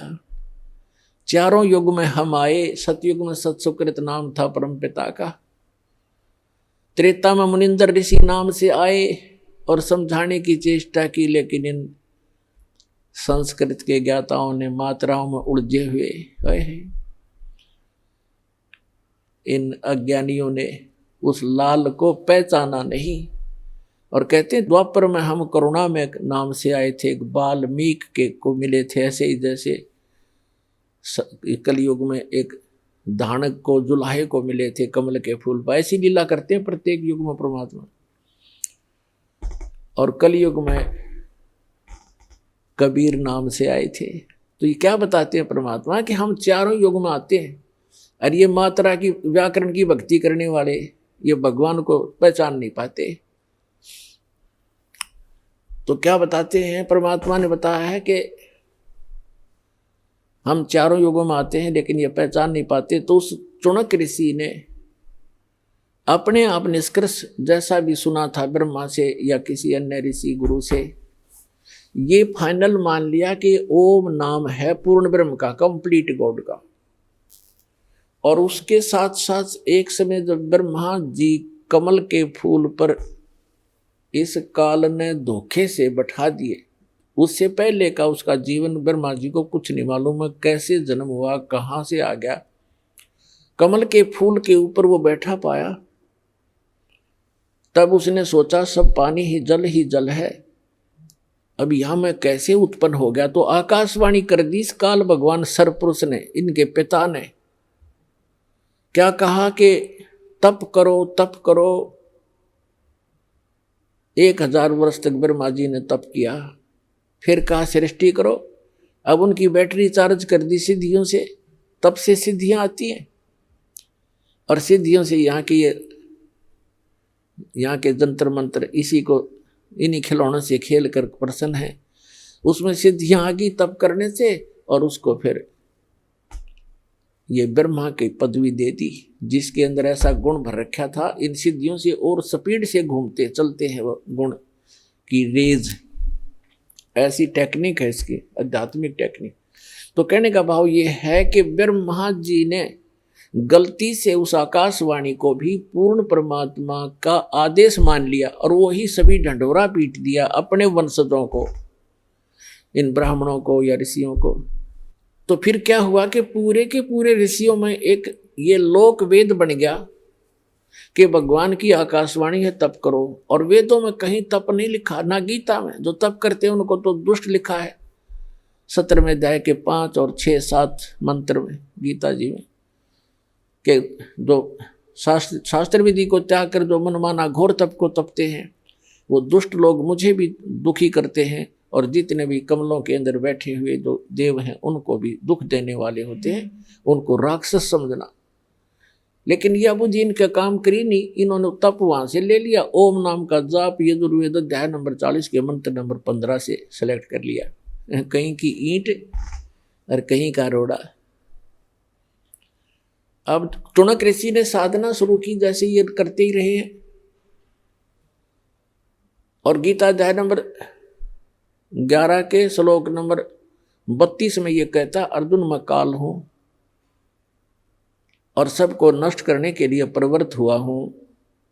11वें अध्याय के 47-48 में इसने कहा कि अर्जुन ये मेरा वास्तविक रूप है, मैं ऐसा हूं, ये है मेरा स्वरूप, और इसके दर्शन तेरे अतिरिक्त पहले किसी ने नहीं किए, ना आगे कोई कर सकता, और ना कोई जप से, ना तप से, ना वेदों वर्णित विधि से, ना कोई किसी यज्ञ से मेरे दर्शन, इस रूप के दर्शन नहीं कर सकता, अर्थात ब्रह्म प्राप्ति नहीं हो सकती। और इन्होंने ओम नाम का जाप जपया, वो इस ब्रह्म का सरपुरुष का ही है। 8वें अध्याय के 13वें श्लोक में गीता जी में स्वयं कहता है, ओम इति एकाक्षरम ब्रह्म विहरण माम अनुस्मरण ये प्रयाति तदंदेहं स याति परमाम गतिम। तो इन्होंने इस ओम नाम का जाप किया, और ये 11वें अध्याय के 47-48 में इनका कल काम करी नहीं। गीता जी में यो कहता है, मेरी प्राप्ति, मेरे इस रूप का दर्शन, अर्थात मेरी प्राप्ति, ब्रह्म प्राप्ति, न वेदों वर्णित विधि से, न जप से, न तप से, न किसी यज्ञ से किसी प्रकार भी नहीं हो सकती। तो जिस कारण से इन्होंने हठ योग भी किए, ओम नाम के जाप भी किए, समाधिस्थ भी हुए। तो ये कैसा करता है, ये जैसे कोई भी साधक साधना करने लगा, उनको मिसगाइड करने के लिए किसी को तो शंकर भगवान के रूप में दर्शन दे दिए, अपने पुत्र के रूप में। तो उस ऋषि ने मान लिया कि ये जो शंकर भगवान है ये काल का पुत्र है, तमोगुण, ये ताम इनके पास रहता है ऋषियों के। तो उन्होंने मान लिया ये है भाई परमात्मा। मैंने समाधि लगा खूब देख लिया, समाधि दशा में मुझे इसके दर्शन हुए। और वो देखा था काल, उसने कस प्रतिज्ञा कर रखी है कि मैं अपने वास्तविक रूप में कभी किसी को दर्शन नहीं दूंगा। गीता अध्याय नंबर 7 के श्लोक नंबर 24-25 में स्पष्ट कर रहा है कि ये मूर्ख जन समुदाय मुझे अव्यक्ति को अव्यक्तम को व्यक्तिम आपनम मनन्ते अबुधा। मैं अव्यक्त रहता हूं, अपनी योग माया से छुपा रहता हूं, कभी किसी के समक्ष नहीं आता। ये मेरा अटल घटिया नियम है, अविनाशी नियम है। और ये मूर्ख मुझे कृष्ण मान रहे होंगे व्यक्ति। अब श्री कृष्ण तो सामने खड़ा था, वो कैसे कहता मैं छुपा रहता हूं। इसी सिद्ध है, उसमें वो काल बोल रहा था। तो उसने तो ये ऐसी लीला करता है। तो इसने प्रतिज्ञा कर रखी है, ये मेरी अटल प्रतिज्ञा है, इसलिए ये किसी को विष्णु के रूप में दर्शन दे देता समाधि दशा में। वो विष्णु जी को फाइनल गॉड मान कर उसकी महिमा बना दी अपने आत्मा। अब जैसे प्रतिमाएं बनाई गई हैं, ये ऋषियों ने समाधि लगाई, और समाधि में जिसको भी जिस रूप में दर्शन मिले उसने उसी मिट्टी की मूर्ति उसी बना दी। आगे चल के ये मूर्ति एक परंपरा बन गई। तो इन्होंने ब्रह्मा विष्णु महेश की मूर्तियां बनाई, इन्हीं के दर्शन हुए इनको, किसी को ब्रह्मा के रूप में दर्शन दे दिए। इस प्रकार ये सबको विचलित करके रखता है। तो कहने का भाव ये है, इन ऋषियों ने परमात्मा के दर्शन नहीं हुए, फिर भी ये घुमा फिरा कर ये कहते हैं कि वेदों में परमात्मा तो निराकार लिखा है, ये जो दिखाई देता है ये परमात्मा नहीं हो सकता। एक तरफ श्री विष्णु जी को कंप्लीट गॉड भी मानते हैं, फिर बुद्धि विचलित होने से कोई इनको कहता है कि नहीं भगवान तो दिखाई थोड़ा देता, वो तो निराकार है, प्रकाश ही प्रकाश है, सहस्रार कमल में जाकर देखो वो तो प्रकाश ही प्रकाश दिखाई देता है, 1000 ज्योतियां दिखती हैं। तो फिर ये वहां डगमग हो गए सचमुच। तो इनको ये निष्कर्ष निकाल ही नहीं सके, क्योंकि इनकी साधना व्यर्थ थी, इनकम्प्लीट स्पिरिचुअल नॉलेज था। तो चुनक ऋषि ने हजारों वर्षों तक परमात्मा प्राप्ति के लिए कोशिश की, भगवान मिले नहीं, और ये एटम बम बन जाते हैं ज्यादा तप और जप करने से, इस काल तक की भक्ति करने से। और यही कारण है कि काल फिर इनका दुरुपयोग करता है, रिमोट उसके हाथ में होता है इनका सबका। तो चुनक ऋषि ने हजारों वर्षों तक तप किए, जप किया ओम नाम का, भगवान मिला नहीं, और सिद्धि के से यो ओतप्रोत हो गया, पावर हाउस बन गया, एक एटम बम बन गया। एक मानधाता नाम के चक्रवर्ती राजा थे, यानी पूरी पृथ्वी के शासक थे, और वो 1 वर्ष में, 2 वर्ष में, 10 वर्ष में, जैसा भी वो उचित समझते थे, पूरी पृथ्वी पर निरीक्षण किया करते थे। चक्रवर्ती राजा करता था कि किसी अन्य भूभाग के भूपति को, यानी छोटे राजा को,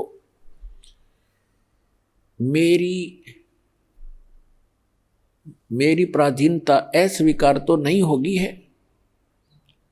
तो उसके लिए वो क्या करते थे, एक राजा का पर्सनल हॉर्स होता था, अपना घोड़ा निजी, उसके गले में एक पंपलेट लगा दिया करते थे।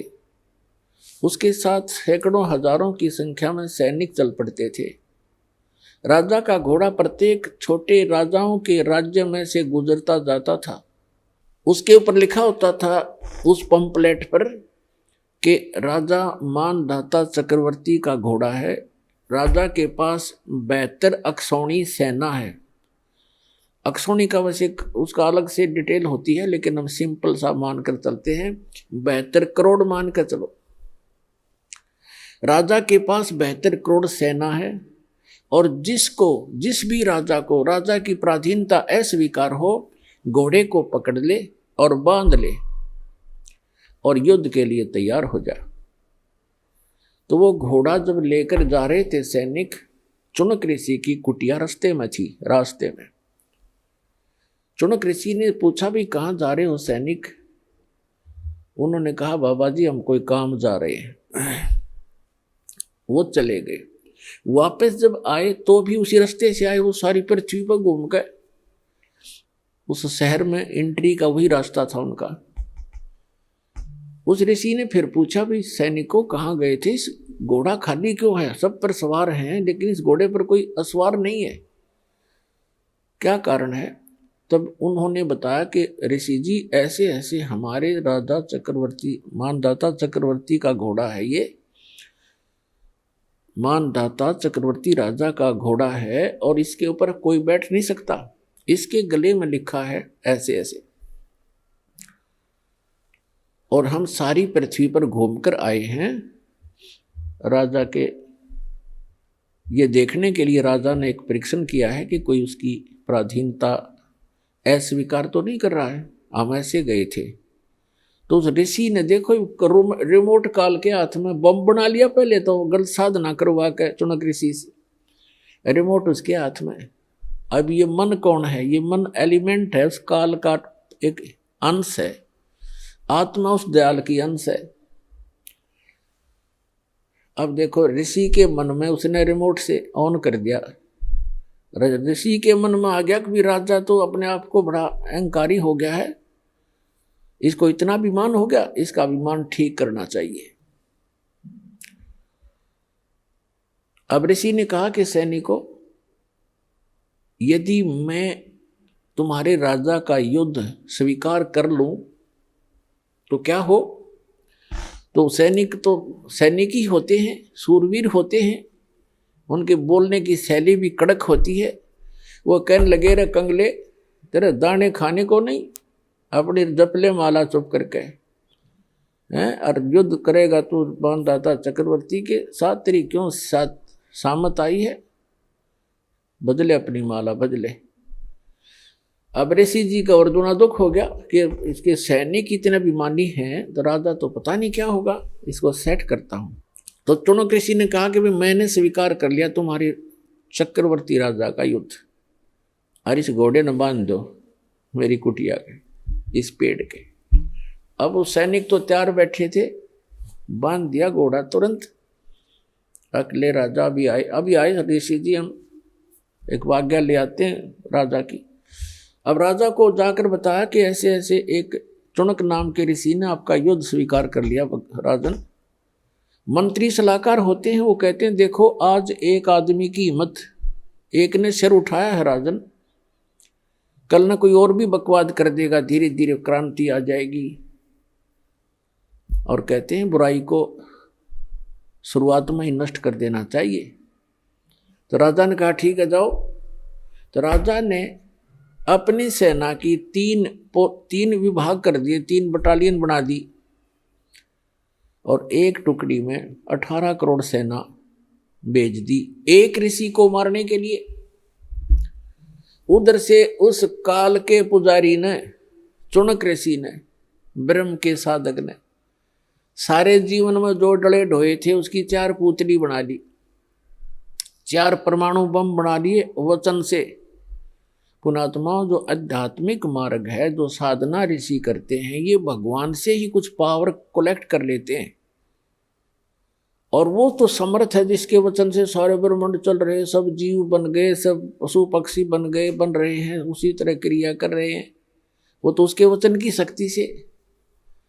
और उसी में से थोड़ी सी सिद्धि यानी हल्दी की गांठ प्राप्त करके ये मनुष्य भगवान बन बैठता है।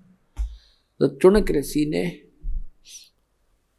उस सारे जीवन में जो डले ढोए थे, जो कंकर पत्थर इकट्ठे करे थे सिद्धियों के, उसकी 4 पुतली बना दी, 4 एटम बम बना दिए, परमाणु बम।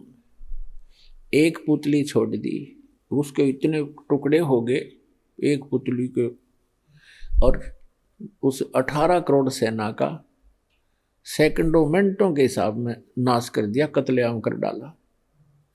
राजा ने दूसरी टुकड़ी भेज दी, ऋषि ने अपना दूसरा परमाणु छोड़ दिया, 72 करोड़ सेना का नाश कर दिया उस काल के पुजारी ने। अब गीता अध्याय नंबर 7 के श्लोक नंबर 18 में गीता ज्ञानदाता कहता है, ये ज्ञानी आत्मा है तो उदार अच्छी आत्मा है, चले थे भगवान पाने के लिए, लेकिन ये मेरे वाली अनुतम अटल अनुतम, यानी मेरे वाली ही अनुतमाम अति घटिया गति में स्थित रहे। अब देखो, चुनक ऋषि ने 72 करोड़ सेना का नाश कर दिया। पुण्यात्माओं, चाहे कोई तीर तो मार दे, कोई तलवार से काट दे, कोई गोली लाठी तो मार दे, पत्थर तो मार दे, उसको उतना ही पाप लगता है। और चाहे कोई वचन से मार दे, उसका वो हथियार है तो वो उतना ही अपराधी है जितना कि गोली से मारने वाला होता है। अब पूरी पृथ्वी पर चुनक ऋषि की महिमा होगी, लेकिन उस कमबख्त ने ये नहीं पता, तेने तो अपने भविष्य में बबुल बिजली। अब यहां परमात्मा कहते हैं 72 अक्षौणी अक्षय करी, चुनक ऋषि स्वर एक, ये दे धारे जोरा फिर ये सभी काल के वेख। सूक्ष्म वेद में बताया परमात्मा ने कि 72 अक्षौणी अक्षय करी, 72 अक्षौणी का नाश कर दिया उस चुनक ऋषि स्वर एक। पुण्यात्माओं, ये सूक्ष्म वेद की वाणी कोई बालकों की नहीं है, ये इतना गूढ़ रहस्य छुपाए हुए हैं अपने अंदर। ये इन आज तक के ये कबीर पंथीर फलाने इन रोज पढ़ते थे, गरीबदासी इनका कख भी समझ में नहीं आया। चुणक ऋषि स्वर एक, ऋषि स्वर जैसे मुनि मुनिवर, ऋषि ऋषिवर, ऋषिश्वर यानी ऋषियों में श्रेष्ठ, उन श्रेष्ठों में भी श्रेष्ठ, परम श्रेष्ठ ऋषि। उस परम श्रेष्ठ ऋषि के ये काले कर्म है, ये कर्तव्य है काले कारनामे। क्या बताते हैं कि 72 अक्षौणी अक्षय करी चुणक ऋषिश्वर एक, उस अकेले ने 72 करोड़ का नाश कर दिया। और फिर बताते हैं दे धारे जोरा फिरे, जोरा माने मौत, क्या ये चलती फिरती मौत है तुम जिनको ऋषि कहा करते थे, ये दे धारे जोरा फिरे, जोरा माने मृत्यु, ये सभी काल के भेग। एक दुर्वासा नाम के ऋषि थे, ऐसे सिद्धि ये काल की साधना करके ओम नाम तक की, और ये भी सिद्धि युक्त हो गए। एक बार श्री कृष्ण जी के पुत्र प्रद्युम्न सहित और कुछ अन्य यादवों ने जाकर उस दुर्वासा ऋषि के साथ मजाक कर दिया, एक गर्भवती लड़की का सांग बना लिया, प्रद्युम्न को गर्भवती लड़की जैसा स्वांग कर लिया, उसके पेट पे एक कढ़ा बांध लिया, छोटा सा कढ़ा जैसे छोंक छांक लान की वागर कढ़ाई सूखी सब्जी बनाने की, और ऊपर का कपड़ा लपेट दिया, लोगड़ लगा दिया, बांध दिया, और लड़कियों वाले वस्त्र पहना कर ले गए। एक उसका नकली पति बना लिया, और द्वारका के बाहर बनी में जंगल में दुर्वासा भक्ति कर रहा था, दोना लाए बैठा था। तो सबको ये हो गया था नगर में कि बड़ा पहुंचा हुआ ऋषि है, भविष्य भूत और वर्तमान की सारी जानता है। तो वो श्री कृष्ण जी की आड़ में अभिमानी हो गए थे यादव सारे, वो श्री कृष्ण तो ऊपर किसी ने नहीं माने थे। फिर भी जैसा तत्व ज्ञान की कमी से इतनी त्रुटियां सभी में आ जाती हैं, तो वो इकट्ठे होकर चले कि भी चलो दुर्वासा की परीक्षा लेते हैं, ये कैसा बहुत भविष्य की जानता है। दुर्वासा जी के पास जाकर कहने लगे कि महाराज जी, इनके बहुत दिनों के बाद विवाह के 10-20 वर्ष के बाद परमात्मा ने सुनी है, और ये इसकी पत्नी है, इसको गर्भ रहा है। ये उतावले हो रहे हैं ये जानने के लिए कि इनके पुत्र होगा या पुत्री। आप तो भूत भविष्य की सारी जानते हो। दुर्वासा ने देखा अपना जानते हैं, दूरबीन लगा के, हाँ तो सारा फंड था। उसने श्राप दे दिया उनको कि इससे यादव कुल का नाश होगा। भागो उठाया चमटा, फिर वो करी लाल आंखें, वो बालक भाग लिए। उसके वचन से 56 करोड़ यादव आपस में लड़के मर गए, कट गए, कत्लेआम कर दिया उन्होंने। उस वचन से इतना प्रभाव हो गया उनमें, आपस में लड़ मरे। तो यहां क्या कहते हैं, सूक्ष्म वेद में कहा है कि दुर्वासा कोपे तहां समझने आई नीच, और 56 करोड़ यादव कटे, वह मची रुधिर की कीच। ओए होए, 56 करोड़ आदमी कट कर मर गया आपस में लड़के, एक दुर्वासा के श्राप थे। श्री कृष्ण रक्षा नहीं कर सका।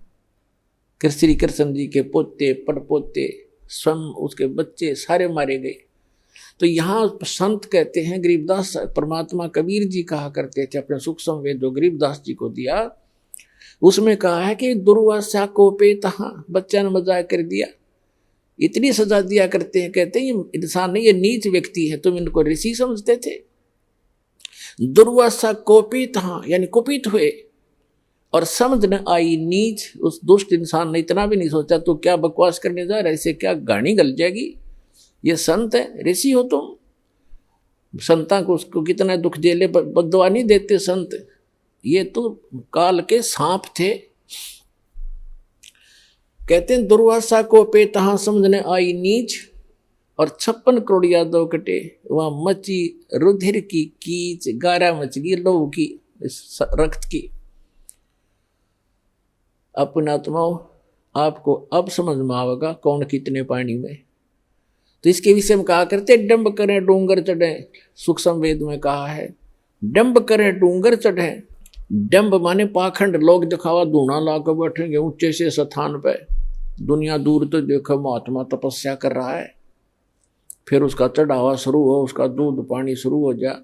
कहते हैं डंब करें डूंगर चढ़े, अंतर जीनी झोल, और जग जाने दुनिया जाने यो भक्ति करे, ये बोवन सूल बबूल, ये तो अपने भविष्य में की करके कांटे बीज रहे। अब जो टुणक ऋषि था उसने जो 72 करोड़ सेना मार दी उस राजा की, बेमतलब बकवास करी। ऋषि का अपना अलग से फील्ड है, साधक का, राजा का अपना फील्ड है, वो अपना काम करे, ऋषि अपना करे। ठीक है, कोई आवे तो सलाह अच्छी दे, ना हो तो भाई वो अपने काम में लगा रहे। या के बकवाद भाई उसने कहती थी बुद्धि ठिकाने करूंगा, अपने कर्म बिगाड़ दिए, जो थोड़ी बहुत वह पूंजी इकट्ठी करी थी उसमें पेंचर कर लिया, सारे जीवन का नाश कर। अब क्या होगा, इतना कुछ करने के बाद भी इनके कुछ भक्ति, तो उसके बाद भी भक्ति की वो अंश शेष रह जाते हैं, उसके कारण जाएगा ब्रह्मलोक में, ओम नाम के जापते, वहां अपनी पूंजी नाश करके फिर पृथ्वी पर जन्म लेगा ये, और पृथ्वी पर फिर मनमाने राजा भी बन जा पूरी पृथ्वी का। इतनी तपस्या, इतनी साधना हो जाती है इनकी, और फिर 84 लाख योनियों के चक्कर में भी पड़ना ही पड़ना पड़ेगा। जब इसका 84 लाख योनियों में कष्ट उठाने का नंबर आएगा, जब ये कुत्ता बनेगा ये चुणक ऋषि, और इसके सिर में जख्म होंगे, कीड़े पड़ेंगे, और वो कीड़े जो 72 सोनी सेना मारी थी इसने चूट चूट कर खाएंगे। तो पुण्यात्माओं, परमात्मा के सद्धात्म ज्ञान से आपको पता चलेगा कि कौन से, जैसे गीता अध्याय नंबर 7 के श्लोक नंबर 29 में कहा है कि तत्वदर्शी संत जब मिल जाएगा, वो व्यक्ति तत्ब्रह्म से परिचित हो जाते हैं, संपूर्ण अध्यात्म ज्ञान से, सभी कर्मों से परिचित हो जाते हैं उस तत्व ज्ञान में। ऐसा ज्ञान है। देख कौन कितना बड़ा मुकदमा मोल ले लिया चुणक ऋषि ने बगैर ज्ञान के। ऐसे अग्नि में हाथ डाल देते हम अपने आत्मा। परमात्मा कहते तुमने उस दरगाह का, तुमने उस सच्चे दरबार का मैल नहीं देखा, और धर्मराज के तिल तिल का लेखा। उस सच्चे परमात्मा के आदेश से धर्मराज यहाँ का जो चीफ जस्टिस है एक ब्रह्मांड का, कहते हैं वो एक मासा कम नहीं कर सकता, तिल की वृद्धि नहीं कर सकता, वो उसको सब भोगने पड़ेंगे तुमने। जैसे भी सोच भी अगर गलत रखते हो तुम, सोच का भी भोग भोगना पड़ेगा। आपने कर दिया हो तो कहना है क्या है। अब जो प्रसंग चल रहा है,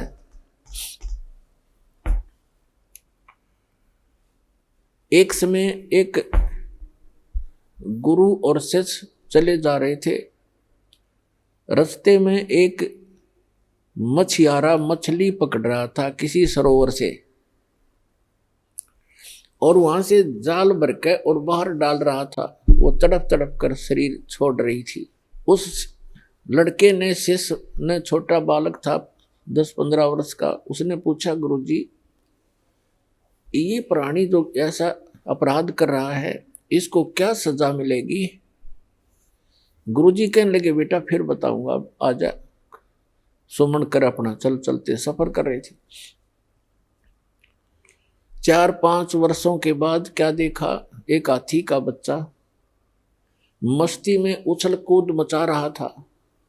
उछल कूद करते करते 2 वृक्षों के बीच में फंस गया। अब जैसे तैसे झटके झुटके मार के और निकल तो आया, लेकिन खाल सारी छुल गई, बुरी तरह खाल उतर गई।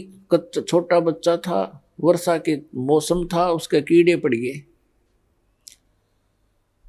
सैकड़ों की, हजारों की, लाखों की संख्या में कीड़े उसको मोटे मोटे कीड़े खान लग रहे, और वो चिल्लावा बुरी तरह। अब वो दोनों गुरु शिष्य फिर चले जा रहे थे। वहां उस शिष्य ने पूछा गुरुदेव इस प्राणी ने कौन से जन्म में ऐसा कर्म कर दिया जो इसको ये कीट खा रहे हैं, ये चिल्ला रहा है। तब उस गुरुजी ने बताया बेटा जो मछियारा था ना, जो मछियां पकड़ रहा था, और वो मछियां तड़प तड़प कर जीव छोड़ रही थी, प्राण त्याग रही थी। ये हाथी का बच्चा वो मछियारा है, और ये कीड़े वो मच्छी हैं। आज अपना टेट फॉर टेट ये भोग रहा है, प्राप्त कर रहा है। तो पुण्यात्माओं परमात्मा कहते तुमने उस दरगाह का मैल नहीं देखा और धर्मराज के तिल तिल का लेखा। उस भगवान के दरबार में यानी धर्मराज के दरबार में एक एक तिल का हिसाब होगा आपका, पाई पाई का, एक एक नए पैसे का। तो प्रसंग जो चल रहा है, अब हम आते हैं जो दास आज आपको सत्संग सुनाने चाह रहा था, अभी तो भूमिका बनी है। श्रीमद् भगवद गीता अध्याय नंबर 7 के श्लोक नंबर 19 में कहा है, बहुनाम जन्मान अन्ते ज्ञानवान माम परपदते। बहुनाम जन्मानाम अन्ते यानी बहुत बहुत जन्मों के अंत के किसी जन्म में, ज्ञानवान माने ये ज्ञानी आत्मा, माम माने मुझ ब्रह्म को बजते हैं। बहुनाम जन्मानाम अन्ते ज्ञानवान माम परपदते। और वासुदेवम सर्वमिति स महात्मा सुदुर्लभ है। ओए होए, क्या बताते हैं कि वासुदेव सर्वमिति, बहुनाम जन्मानाम अंते, बहुत बहुत जन्मों के किसी अंत के जन्म में ये ज्ञानी आत्मा ब्रह्म तक इनकी बुद्धि पहुंचती है, ब्रह्म तक। और ये बताने वाला साधु संत महात्मा के वासुदेवम सर्वमिति, वासुदेवम ये बताने वाला महात्मा तो सुदुर्लभ है कि वासुदेव ही सब कुछ है, वही सबका उत्पन्न करने वाला है, सर्व उत्पादक है, वही सबको पूज्य है, वही पाप नाशक है और वही इष्ट रूप में बना कर पूज्य है। ये बताने वाला कि वासुदेव सर्वमिति, यह बताने वाला कि वासुदेव ही सब कुछ है। ये तो कंटिन्यू ज्ञान चल रहा है। पहले तो तीनों गुणों ब्रह्मा विष्णु महेश तक की भक्ति को खुद रिजेक्ट कर दिया, अपने सतर की तीनों की भक्ति को रिजेक्ट करके ब्रह्म कह रहा है ये काल श्री कृष्ण में प्रवेश करके कि मेरी भक्ति केवल ज्ञानी आत्मा करते हैं, और वो भी मेरे सही ज्ञान को ना समझ कर मेरे वाली ही घटिया अनुत्तम इस गति में स्थित रहे। हो गया स्पष्ट। अब ये कहता है कि ब्रह्म से ऊपर जिसकी बुद्धि जाती है, ब्रह्म तक भी मुश्किल तो ये ज्ञानी आत्मा कोई कोई किसी अंत के जन्म में, बहुनाम जन्मानाम अंते ज्ञानवान माम परपदते, बहुत बहुत जन्मों के किसी अंत के जन्म में किसी ज्ञानी आत्मा की बुद्धि ब्रह्म तक पहुंचती है। और वासुदेव सर्वमिति, वो वासुदेव है सब कुछ, उसी वही पाप नाशक है, वही पूजा के योग्य है, वही सबका इष्ट होना चाहिए और वही पूर्ण मोक्षदायक है, वो सारी सृष्टि का रचने वाला है। ये बताने वाला महात्मा तो सुदुर्लभ है, बड़ी मुश्किल से मिलेगा। अपने आत्माओं, ये गीता और वेद कोई बालकों के लेख थोड़े थे। ये ऋषि महर्षि शर्मा के चले गए, इनको कख नहीं पता चला। क्या बताते हैं? सूक्ष्म वेद में परमात्मा ने स्वयं आकर बताया है कि 9 मन सूत उड़ जिया और ये ऋषि रहे जखमार और सतगुरु ऐसा सुलझा देगा उलझन दूजी बार। परमात्मा जो लाए का काम करते थे और 1 किलोग्राम एक शेर सूत उलझ जाता, वो कच्चा सूत, उसको सुलझाने में 2-2, 3-3 दिन की दाढ़ी चली जाती थी उनकी। अगर गांठ पड़ गई तो धनी का सूत, फिर वो कपड़ा महंगा बेकारी, उसके उल्टा पटक दिया और पैसे लेने आ रहे, तो उसको सुलझाना पड़ता था कि ये टूटे नहीं, और तब वो कपड़ा बन सकते थे जब उनकी दाढ़ी बननी थी। तो कहने का भाव ये है कि ये जो तत्व, ये जो आध्यात्मिक जो सूत है, एक शेर की बजाय इसने तो 9 मन सूत उलझा दिया, 360 किलोग्राम। परमात्मा कहते हैं अनजान ऋषियों ने 9 मन सूत उलझिया, ये ऋषि रहे जखमार और सतगुरु ऐसा सुलझा दे उलझन दूजी बार। अब ऐसा सुलझा दिया इस दास ने परमात्मा की दया से। इस कलयुग में नहीं उलझेगा युग तत्व ज्ञान।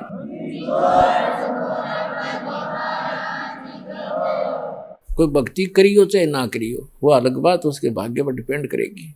अब जैसे कहा कि वासुदेव सर्वमिति, वासुदेव का अर्थ श्री कृष्ण नहीं है। वेदों में वासुदेव का अर्थ है जो सबका मालिक, जिसकी सत्ता सब जगह पर हो, सब जगह उसका निवास हो।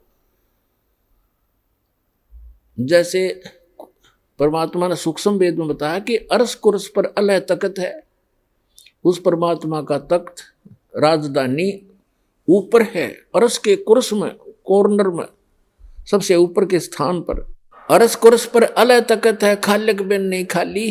कहते उस परमात्मा के बिना उसकी नजर से कोई जरा सा भी टुकड़ा उसके ब्रह्मांडों का बचा नहीं है, सब जगह उसकी दृष्टि है, यानी उसकी पावर सब जगह विद्यमान है। और परमात्मा भले ही ऊपर बैठा है। तो कहते हैं वासुदेव का अर्थ है जिसकी सत्ता सबके ऊपर हो, सब जगह उसका वास हो। जैसे परमात्मा की परिभाषा के अंदर क्या आता है, एक सिंपल सा उदाहरण है। जैसे एक तहसीलदार भी साहब कहलाता है, एक एसडीएम भी साहब कहलाता है, और डीसी और कमिश्नर, मंत्री, मुख्यमंत्री, प्रधानमंत्री ये और राष्ट्रपति ये सभी साहब कहलाते हैं। लेकिन इनका अपना क्षेत्र होता है, इनकी अपनी अक्षमता होती है पावर की। तो इसी प्रकार जैसे सीएम मुख्यमंत्री है एक क्षेत्र का, पर वासुदेव एक अक्षेत्र के ऊपर वो प्रभु है, सबके ऊपर वास नहीं है उसका। जैसे प्रधानमंत्री को लेकर चले हम, क्योंकि फॉर एग्जाम्पल, तो प्रधानमंत्री जी अपने भारतवर्ष के ऊपर वासुदेव है। वो इतना ही संकेत बते रहा आपने समझने के लिए। तो पूर्ण परमात्मा परम अक्षर ब्रह्म जो है, जैसे गीता अध्याय नंबर 15 के श्लोक नंबर 16 और 17 में 3 पुरुष बताए हैं, एक सरपुरुष, एक अक्षर पुरुष, एक परम अक्षर पुरुष, उत्तम पुरुषत्व ने। तो गीता अध्याय नंबर 8 के श्लोक नंबर 1 का उत्तर अर्जुन ने पूछा कि वो किम तत्ब्रह्म, जो आपने तत्ब्रह्म बताया है कि उसको जानने के बाद 7वें अध्याय के 29वें श्लोक में, तो फिर साधक जरा और मरण से छूटने का प्रयत्न करता है। 8वें अध्याय के प्रथम मंत्र में अर्जुन के पूछने पर कि किम तत्ब्रह्म, वो तत्ब्रह्म क्या है, गीता ज्ञानदाता सरपुरुष ने, यह सरपुरुष है गीता ज्ञानदाता, ये कहता वो परम अक्षर ब्रह्म है। 8वें अध्याय के 3रे श्लोक में श्रीमद् भगवत गीता। तो गीता अध्याय नंबर 15 के श्लोक नंबर 16 और 17 में 3 पुरुष हैं, सरपुरुष, अक्षर पुरुष और परम अक्षर पुरुष। तो उसमें बताया कि सरपुरुष और अक्षर पुरुष तथा इनके अंतर्गत जितने जीव हैं, ये खुद भी और इनके अंतर्गत जितने प्राणी हैं इनके ब्रह्मांडों में, तो ये सभी नाशवान है, स्वयं भी नाशवान है, जीवात्मा किसी की नहीं मरती।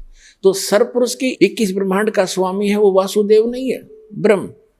और श्री कृष्ण केवल एक विभाग का मंत्री है, सतोगुण विभाग के मंत्री है एक ब्रह्मांड के अंदर, वो केवल अपने विभाग में ही प्रभु है, वो पूरे ब्रह्मांड में भी स्वामी नहीं है। जैसे एक विभाग का मंत्री होता स्टेट में, वो अपने विभाग पर ही मालिक है, दूसरे विभाग में वो इंटरफेरेंस नहीं कर सकता। इसी प्रकार इस काल भगवान जो है ये एक ब्रह्मांड में एज ए चीफ मिनिस्टर समझ लो, और इसके ऐसे ऐसे 21 ब्रह्मांड है, सब में एक जैसे रोल करता है। तो ये 21 ब्रह्मांड में प्रभु है, ये सर्वव्यापक नहीं है, सबके ऊपर प्रभु यानी वासुदेव नहीं है। जो अक्षर पुरुष 7 संघ ब्रह्मांड का स्वामी है, प्रभु है, वो वासुदेव नहीं है, सब जगह उसकी प्रभुता नहीं है। और वो परम अक्षर ब्रह्म है, वो कंप्लीट गॉड है, उसका ओवरऑल कंट्रोलर है, उसका सभी असंख्य ब्रह्मांडों पे इंक्लूडिंग सरपुरुष और अक्षर पुरुष, इनके ऊपर भी उसकी प्रभुता है, वो है वासुदेव। तो गीता अध्याय नंबर 7 के श्लोक नंबर 19 में स्पष्ट किया है कि बहुनाम जन्मानाम अन्ते ज्ञानवान माम प्रपद्ये, और वासुदेव सर्वमति सहमात्मा सुदुर्लभ है, ये बताने वाला के वो वासुदेव ही सब कुछ है, उसी की पूजा करनी चाहिए, वो पाप नाशक है। गीता अध्याय नंबर 15 के श्लोक नंबर 17 में कहा है कि उत्तम पुरुष तु अन्य परमात्मा इति उदारते, ये लोग चरमावि से विवर्ती अवे ईश्वर है। उत्तम पुरुष तो इन दोनों से, सरपुरुष अक्षर पुरुष से वो श्रेष्ठ भगवान परम अक्षर ब्रह्म तो कोई और है, और वो वही भगवान कहलाता है। और तीनों लोकों में प्रवेश करके सबका धारण पोषण, सबका वही पालक है। जैसे गीता अध्याय नंबर 15 के श्लोक नंबर 1 से 4 का स्पष्ट किया है कि ऊपर को लटका हुआ संसार रूपी वृक्ष है, और उसका तना तो समझो अक्षर पुरुष, उसकी मोटी डार सरपुरुष, और तीन शाखा है, ये तीनों देवता रजगुण ब्रह्मा सतगुण विष्णु तमगुण शिव जी और पांच रूप संसार। और जो गुप्त है वो जड़ कौन है? वो परम अक्षर ब्रह्म है। तो परम अक्षर ब्रह्म रूपी मूल से जड़ से ही सभी संसार रूपी वृक्ष को आहार प्राप्त होता है। तो इसलिए गीता अध्याय नंबर 15 के श्लोक नंबर 17 में कहा है कि उत्तम पुरुष है तू अन्य परमात्मा उदारते। वैसे पुण्यात्माओं, परमात्मा की परिभाषा अगर आपको बताने लगूंगा तो विषय अलग हो जाएगा, काफी समय लग जाएगा। परमात्मा उसको कहते हैं जो किसी की आत्मा नहीं दुखावे, कोई किसी का बेटा नहीं मारा, किसी की बेटी नहीं मारा, किसी का कैंसर नहीं करे, किसी का कोई दुख नहीं दे, केवल सुख सुख दे, उसको परमात्मा कहते हैं, श्रेष्ठ आत्मा। और हम उस परमात्मा को ना समझकर इस काल को परमात्मा कहने लगे। और किसी का बेटा मर गया, किसी की बेटी मर गई, किसी का बाप मर गया, किसी की माँ मर गई, कुणबा का कुणबा घाणी, कैंसर से पीड़ित हाहाकार मच रहा है। ये परमात्मा का लोक है, परमात्मा का लोक सतलोक है जहाँ दुख नाम की चीज नहीं। तो गीता अध्याय नंबर 15 के श्लोक नंबर 17 में स्पष्ट किया है कि उत्तम पुरुषत्व ने इन दोनों से अलग है, वो श्रेष्ठ भगवान पुरुषोत्तम और जिसको परमात्मा कहा जाता है। और ये लोक तरम अवश्य विवर्ती अवैश्वर है, जिस दो तीनों लोकों में प्रवेश करके सबका पालन करता है, वो है वो अविनाशी भगवान। तो कहते गीता अध्याय नंबर 7 के श्लोक नंबर 19 को पुण्यात्माओं, ये कंसेप्ट क्लियर करने के लिए 2 घंटे का सत्संग करना पड़ा, पहले भूमिका बनाने के लिए, ताकि आप बच्चों की बुद्धि वहां तक पहुंच सके। दास के बताना चाहे आपके ऊपर कैसे रहम हुआ है परमात्मा का, आपको शिक्षित किया। अगर अशिक्षित होते तो आप मेरा पत्थर मारते, ये क्या कह रहा है। और आज कुछ दिनों के बाद देखिए दास को पलकों पे बिठाएगी पूरा संसार।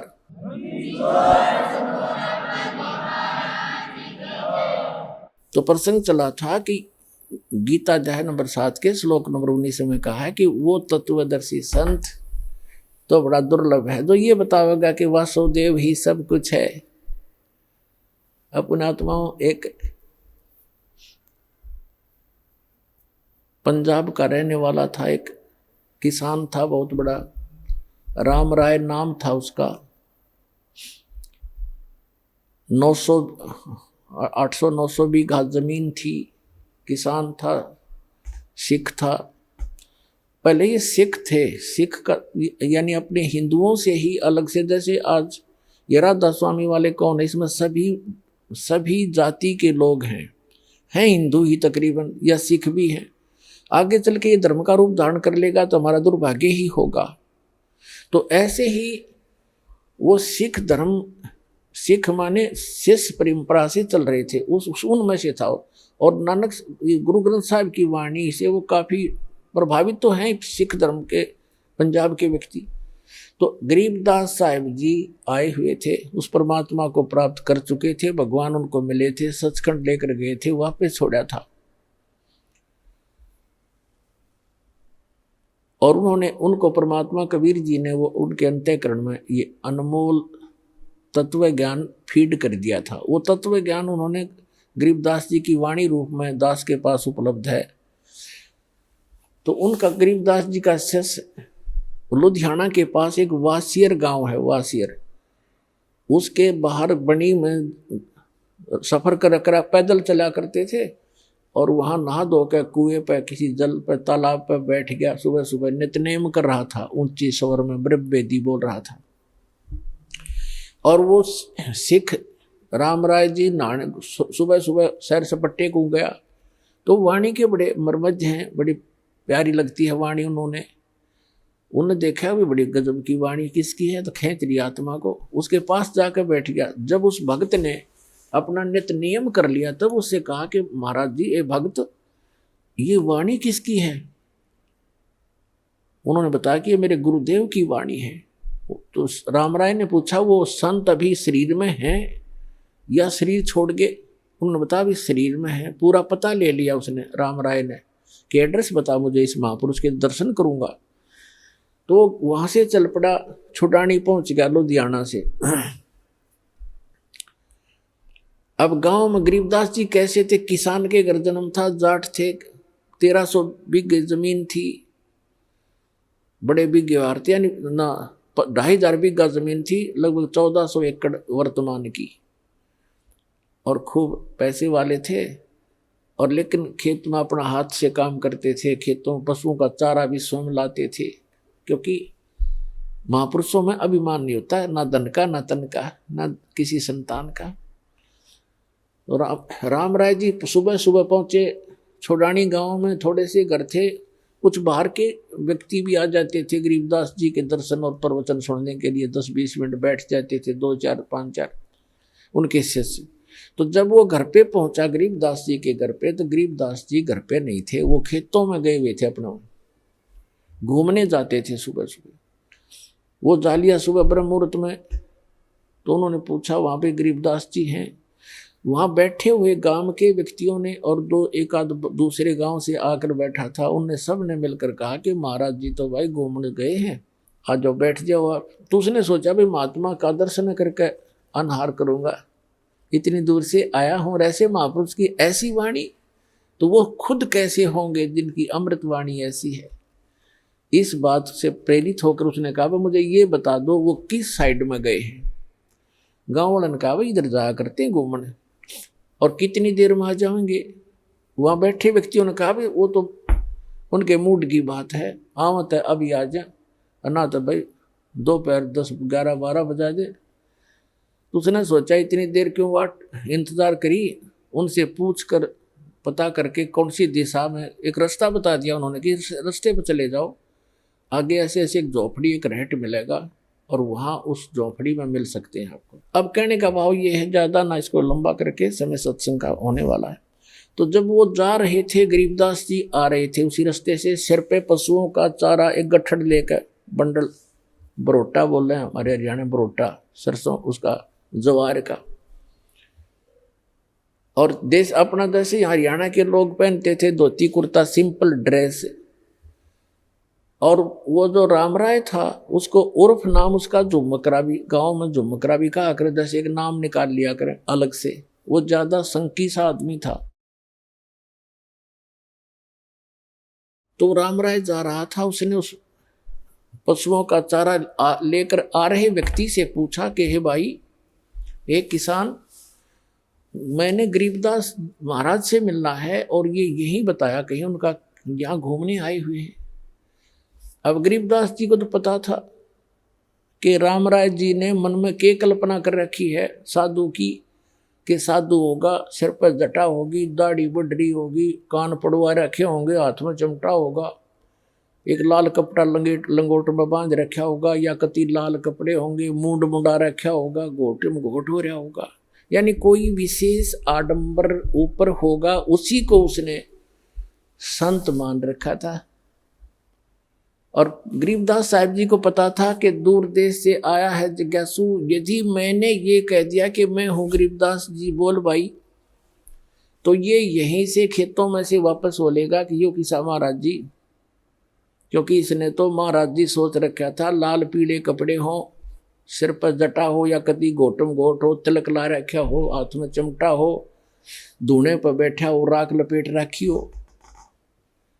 गरीबदास जी ने कहा कि आजा मेरे साथ वापस, मैं मिलाऊंगा उनसे। वो वापस हो लिया। अब जब वो लेकर आ रहे थे अपना सिर पे चारा, तो वहां बैठे शेष गांव का एक आधा कुछ बाहर के दूसरे गांव के आए हुए थे। उन्होंने भाग करके प्रणाम किया, किसी ने उनके सिर से चारा पशुओं का अपने सिर पे रख लिया, उनको फ्री किया। और राम राय ने पूछा ये कौन है? उन लोग भक्तों ने बताया कि यही तो है महाराज जी। अब उस राम राय के मन में ये आ गया कर ले तेरा गजब भैया, इतनी दूर आया और यू महाराज जी पाया ऐसा देसी जाट है, तो खोदा पहाड़ हर निकली चुईया, उसके मन की कल्पना थी ये। वो तो अंतर्यामी थे जान के अगवगत डिगमग हो रहा है। उसकी सेटिंग करने के लिए सभी सेवकों को भेज दिया, इधर उधर जा भाई, तू बैलों को पानी पिला ला, तू ऐसे काम कर जा, भगत आए हैं, इसकी रोटी का प्रबंध करवा घर पे जाके। उनको इधर उधर भेज दिया और कहा मेरी बाल्टी भर दो, पानी की रख दो, मैं नहाऊंगा, स्नान करूंगा। एक पाटड़े पे बाल्टी भर कर रख गए, वो चले गए। रह गए वो आत्मा और वो महात्मा गरीबदास जी। गरीबदास जी ने स्नान किया, स्नान करके धोती बांधते थे। और धोती का एक पल्ला अलग से सपेर कर लेते तो उसको गोल गोल करके एज ए बेल्ट बांधा करते ऊपर के धोती को लपेट के जैसे, और उसके ऊपर के उसी का धोती का हिस्सा एक पल्ला बांध लिया करते, उसको अड़बंद कहते हैं। और गरीबदास जी के उंगली के कोई वैसे ही थोड़ा बहुत कोई चोट लगी हुई थी, तो गरीबदास जी ने कहा कि ए झुमकरा आइए भाई, मेरी धोती का यो कपड़ा बांध दे, मेरा हाथ का चोट लग रही है, काम नहीं करता। अब उसने झुमकरा नाम का पता जब पहले तो फूक उड़े निकलेगी उसकी कि इसने तो मेरा उर्फ नाम भी बता दिया, मैंने तो जिक्र भी नहीं किया मेरा नाम क्या है, कैसे हूँ।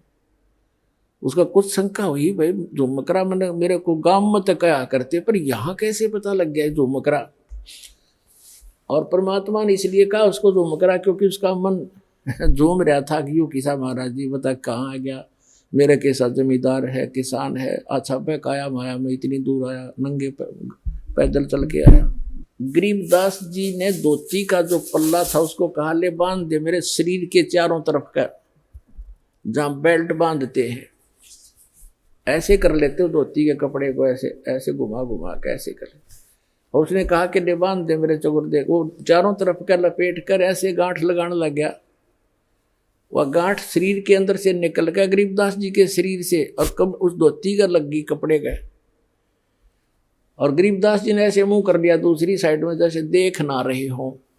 झुमकरा ने सोचा उस राम राय ने तेरा गांठ उल्टी लाएगी दिखे तो फिर लगा, फिर वो ऐसे ही शरीर के अंदर से निकलाई धोती का गांठ लाएगी। तीसरी बार वो प्रयत्न करने लगा, जब कहने लगा गरीबदास जी ने कहा कह रहे झुमकरा मैं तो तेरे जैसा आदमी हूं, या गांठ क्यों ना लगती तेरे ते। जब उसने ऊपर को देखा उनके मुंह की तरफ, क्योंकि राम राय जी विष्णु जी के पुजारी थे, भले ही वो शिष्य थे, सिख थे। जब उन्होंने ऊपर देखा तो श्री विष्णु जी का रूप बन गया इतने से ऊपर गरीबदास जी का, मोर मुकुट हाथ में शंखर चक्र गदा, चरणों में पड़ गया, पैर पकड़ दिए है महाराज, भूल लागी, मैं तो गलत सोच लिया मैंने आपके बारे में, आप तो भगवान हो। फिर देखा तो फिर गरीबदास ने कहना, अब उसने सोची मैं विष्णु जी का पुजारी हूँ और इसने मुझे उस उर्फ नाम से पुकार दिया, इसलिए मैं प्रभावित हो गया, मेरी ही कोई कल्पना होगी। तो फिर डांट गया अपने मन ने ना भगवान तक हो ना। फिर वो बैठ गया, कोई शक्ति है जरूर जिसके ऊपर मैंने कुछ देखा है, और इसके शरीर से धोती अंदर से शरीर से निकल गई। फिर कहने लगा परमात्मा बोल, गरीबदास जी कहने लगे बच्चा बैठ जा। 2 घंटे ज्ञान दिया उसको, सारी सृष्टि रचना सुनाई, सतत्व ज्ञान समझाया। हम सुल्तानी नानक तारे दादू को उपदेश दिया, जात दुल्हा भेद निभाया काशी माए कबीरवार। तब उस झुमकरा ने, उस राम राय ने कहा भगवान ऐसा ज्ञान तो आज तक किसी ने बताया नहीं मारे थे। तब गरीबदास जी ने कहा था कि तत्व भेद कोई ना कह रे झुमकरा, यू पैसे ऊपर नाच सुनो राई झुमकरा, कोटों मध्य कोई नहीं रे झुमकरा, अरबों में कोई गर्क सुनो राई झुमकरा। ए झुमकरा राय कहते हैं, राय साहब यानी हे जैसे लैंडलॉर्ड था वो, कि हे राय झुमकरा, ए राय साहब, करोड़ों कहते हैं तत्व भेद किसी के पास नहीं है, ये सब पैसे ऊपर ढोल पीट रहे हैं, पैसे उद्देश्य लेकर ये दंत कथा सुना रहे हैं। तत्व भेद कोई ना कह रहे झुमकरा, ये पैसे ऊपर नाच सुनो रहे झुमकरा। अरबों में कहते कोटों मध्य कोई नहीं रहे झुमकरा, अरबों में कोई गर्क सुनो रहे झुमकरा। इन करोड़ संतों में आपको कोई संत नहीं मिलेगा, अरबों में कोई एक गर्क मिलेगा। गर्क माने कंप्लीट इन ऑल रिस्पेक्ट, यानी सैचुरेटेड, जिसके पास ज्ञान भी पूरा हो, जिसके पास मंत्र भी पूरे हो, जिसको अधिकार भी हो परमपिता की ओर से। कैसे ऐसा संत तुझे अरबों में पावेगा, करोड़ों में भी नहीं मिलेगा। और वही गीता जी कहती है कि बहु नाम जन्माना मनते ज्ञानवान माम प्रपते, वासुदेव सर्वमति स महात्मा सुदुर्लभ है। तो पुण्यात्माओं, तुम्हारा सौभाग्य आपका कि दास आपको वो संत मिल गया है जिससे विश्व का कल्याण हो सकता है। बोलो सतगुरुदेव।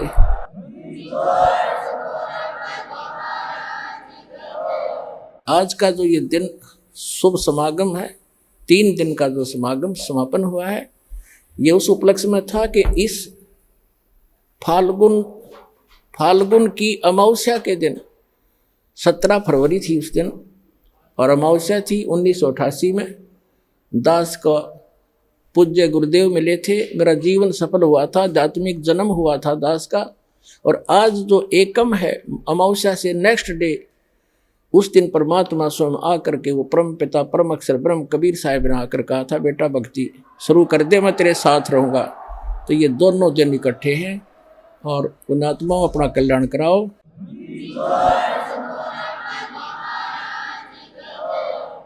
आइए अब हम उन श्रद्धालुओं के अनुभव जानते हैं जो जगत गुरु तत्वदर्शी संत रामपाल जी महाराज जी से दीक्षा प्राप्त कर चुके हैं तथा उनके द्वारा बताए गए भक्ति मार्ग पर चल रहे हैं। जी नमस्कार। सत साहिब जी।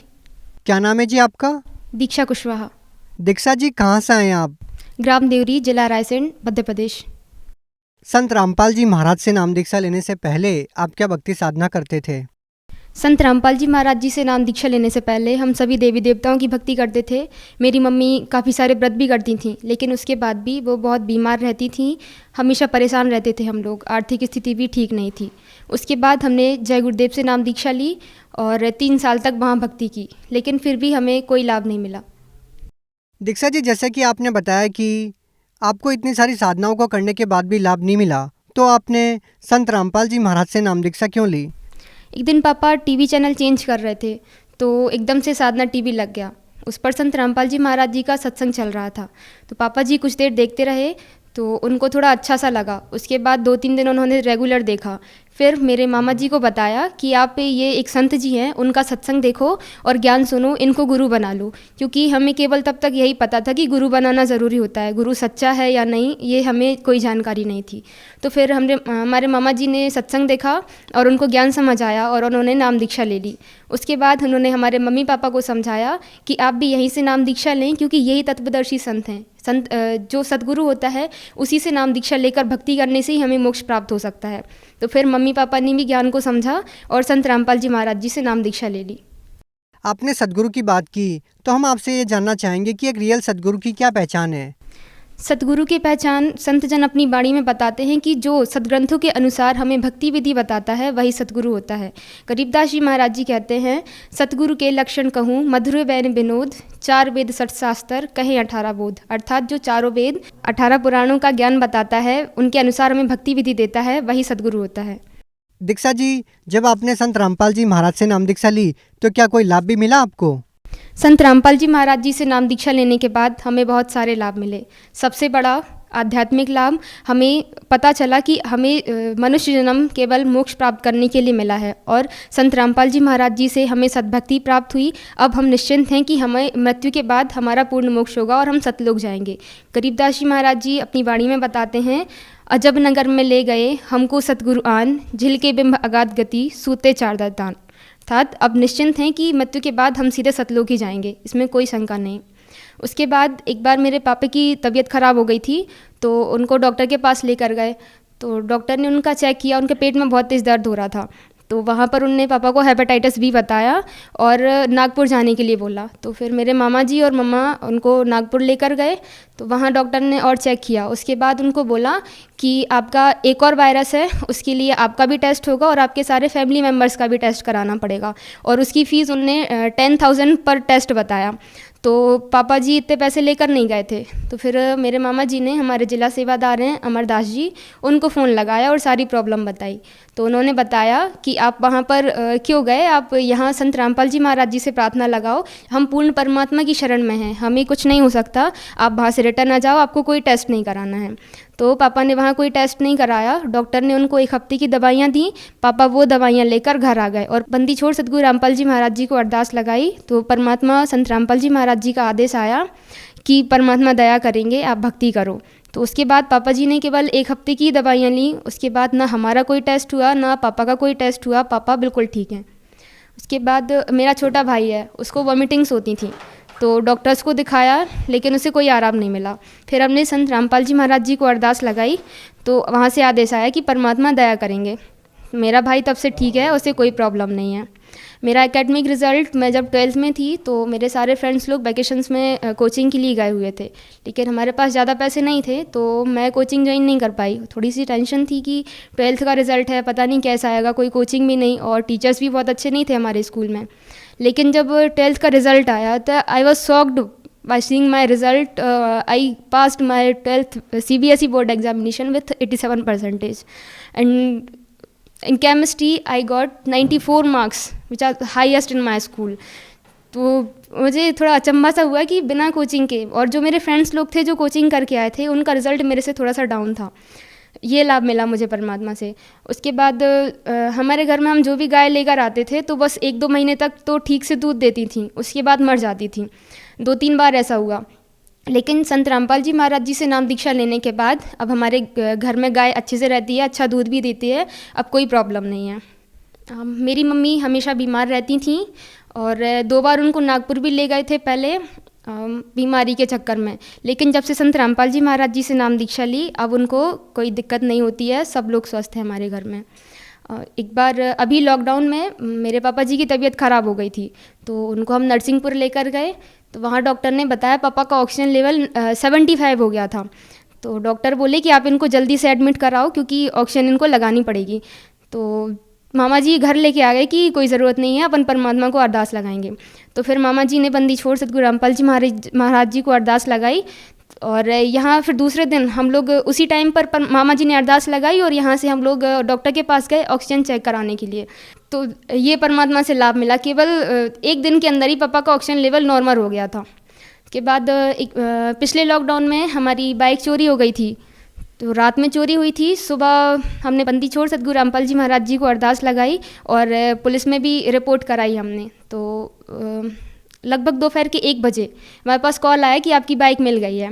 हालांकि उसके पहिए चोरों ने निकाल लिए थे, लेकिन बंदी छोड़ने हमने अरदास लगाई थी तो दूसरे दिन परमात्मा का आदेश आया कि अधिक हानि कम में टलती है।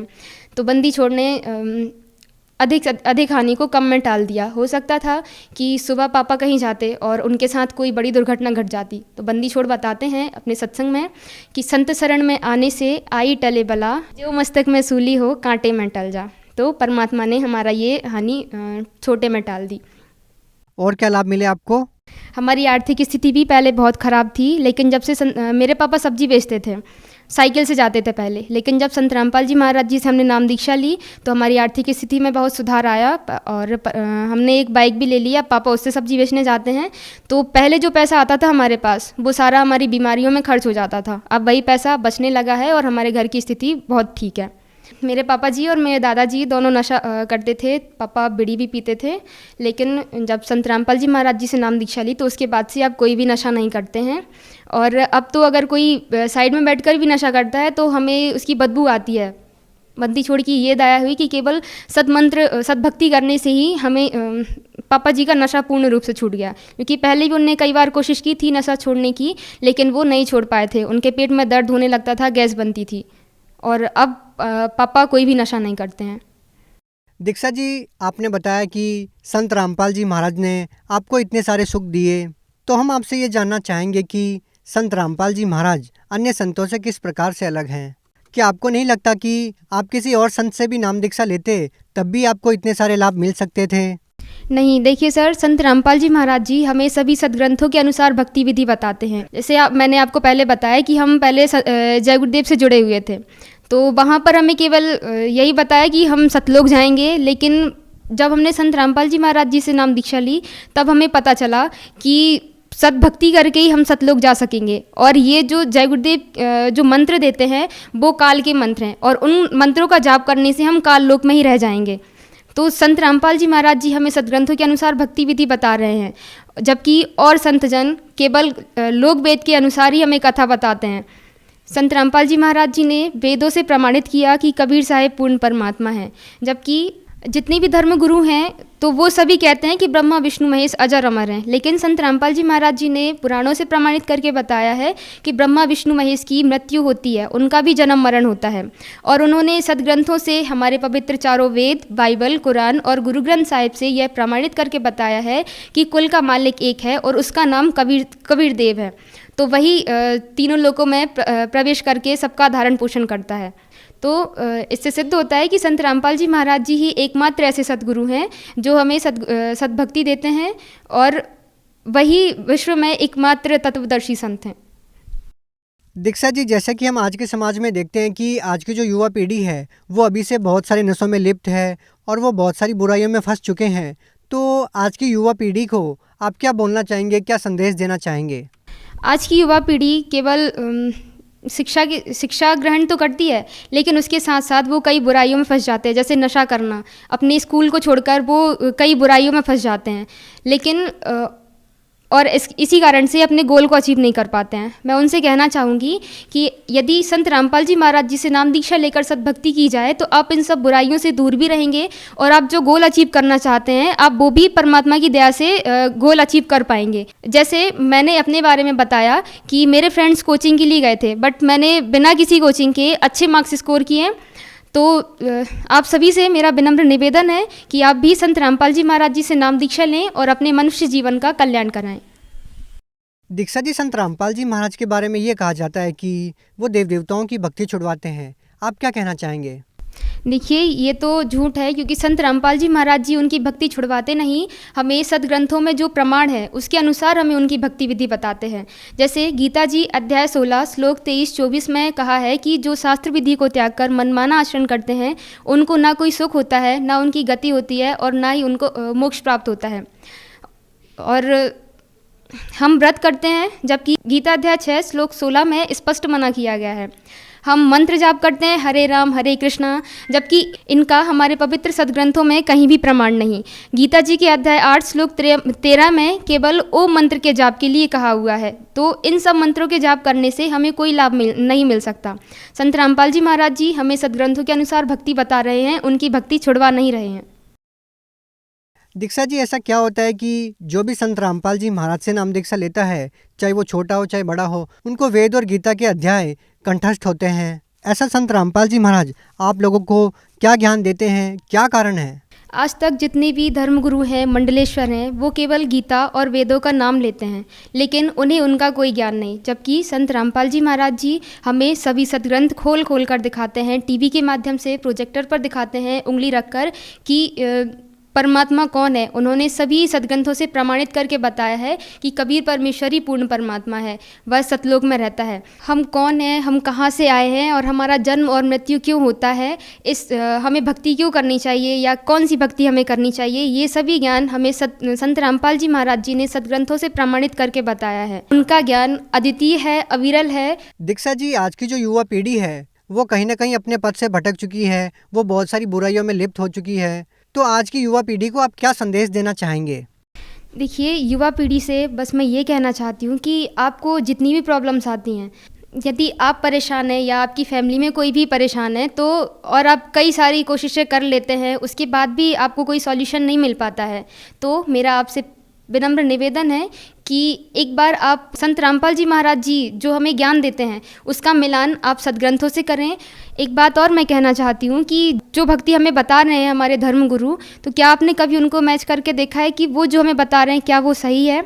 उसके बाद यदि आपको लगता है कि वो गलत है, तो आप एक बार संत रामपाल जी महाराज जी का सत्संग सुने और फिर जो वो बताते हैं आप उन्हें सदग्रंथों से मिलान करके देखें, तो आप पाएंगे कि जो भक्ति हमें संत रामपाल जी महाराज जी बताते हैं वो सदग्रंथों से प्रमाणित है, और उसको करने से आपकी जितनी भी सारी प्रॉब्लम्स हैं वो सभी सॉल्व होंगी, आप अपने गोल को भी अचीव कर पाएंगे। तो आप संत रामपाल जी महाराज जी का सत्संग सुने, उस ज्ञान को समझें और उनसे नाम दीक्षा लेकर अपने मनुष्य जीवन का कल्याण कराएं।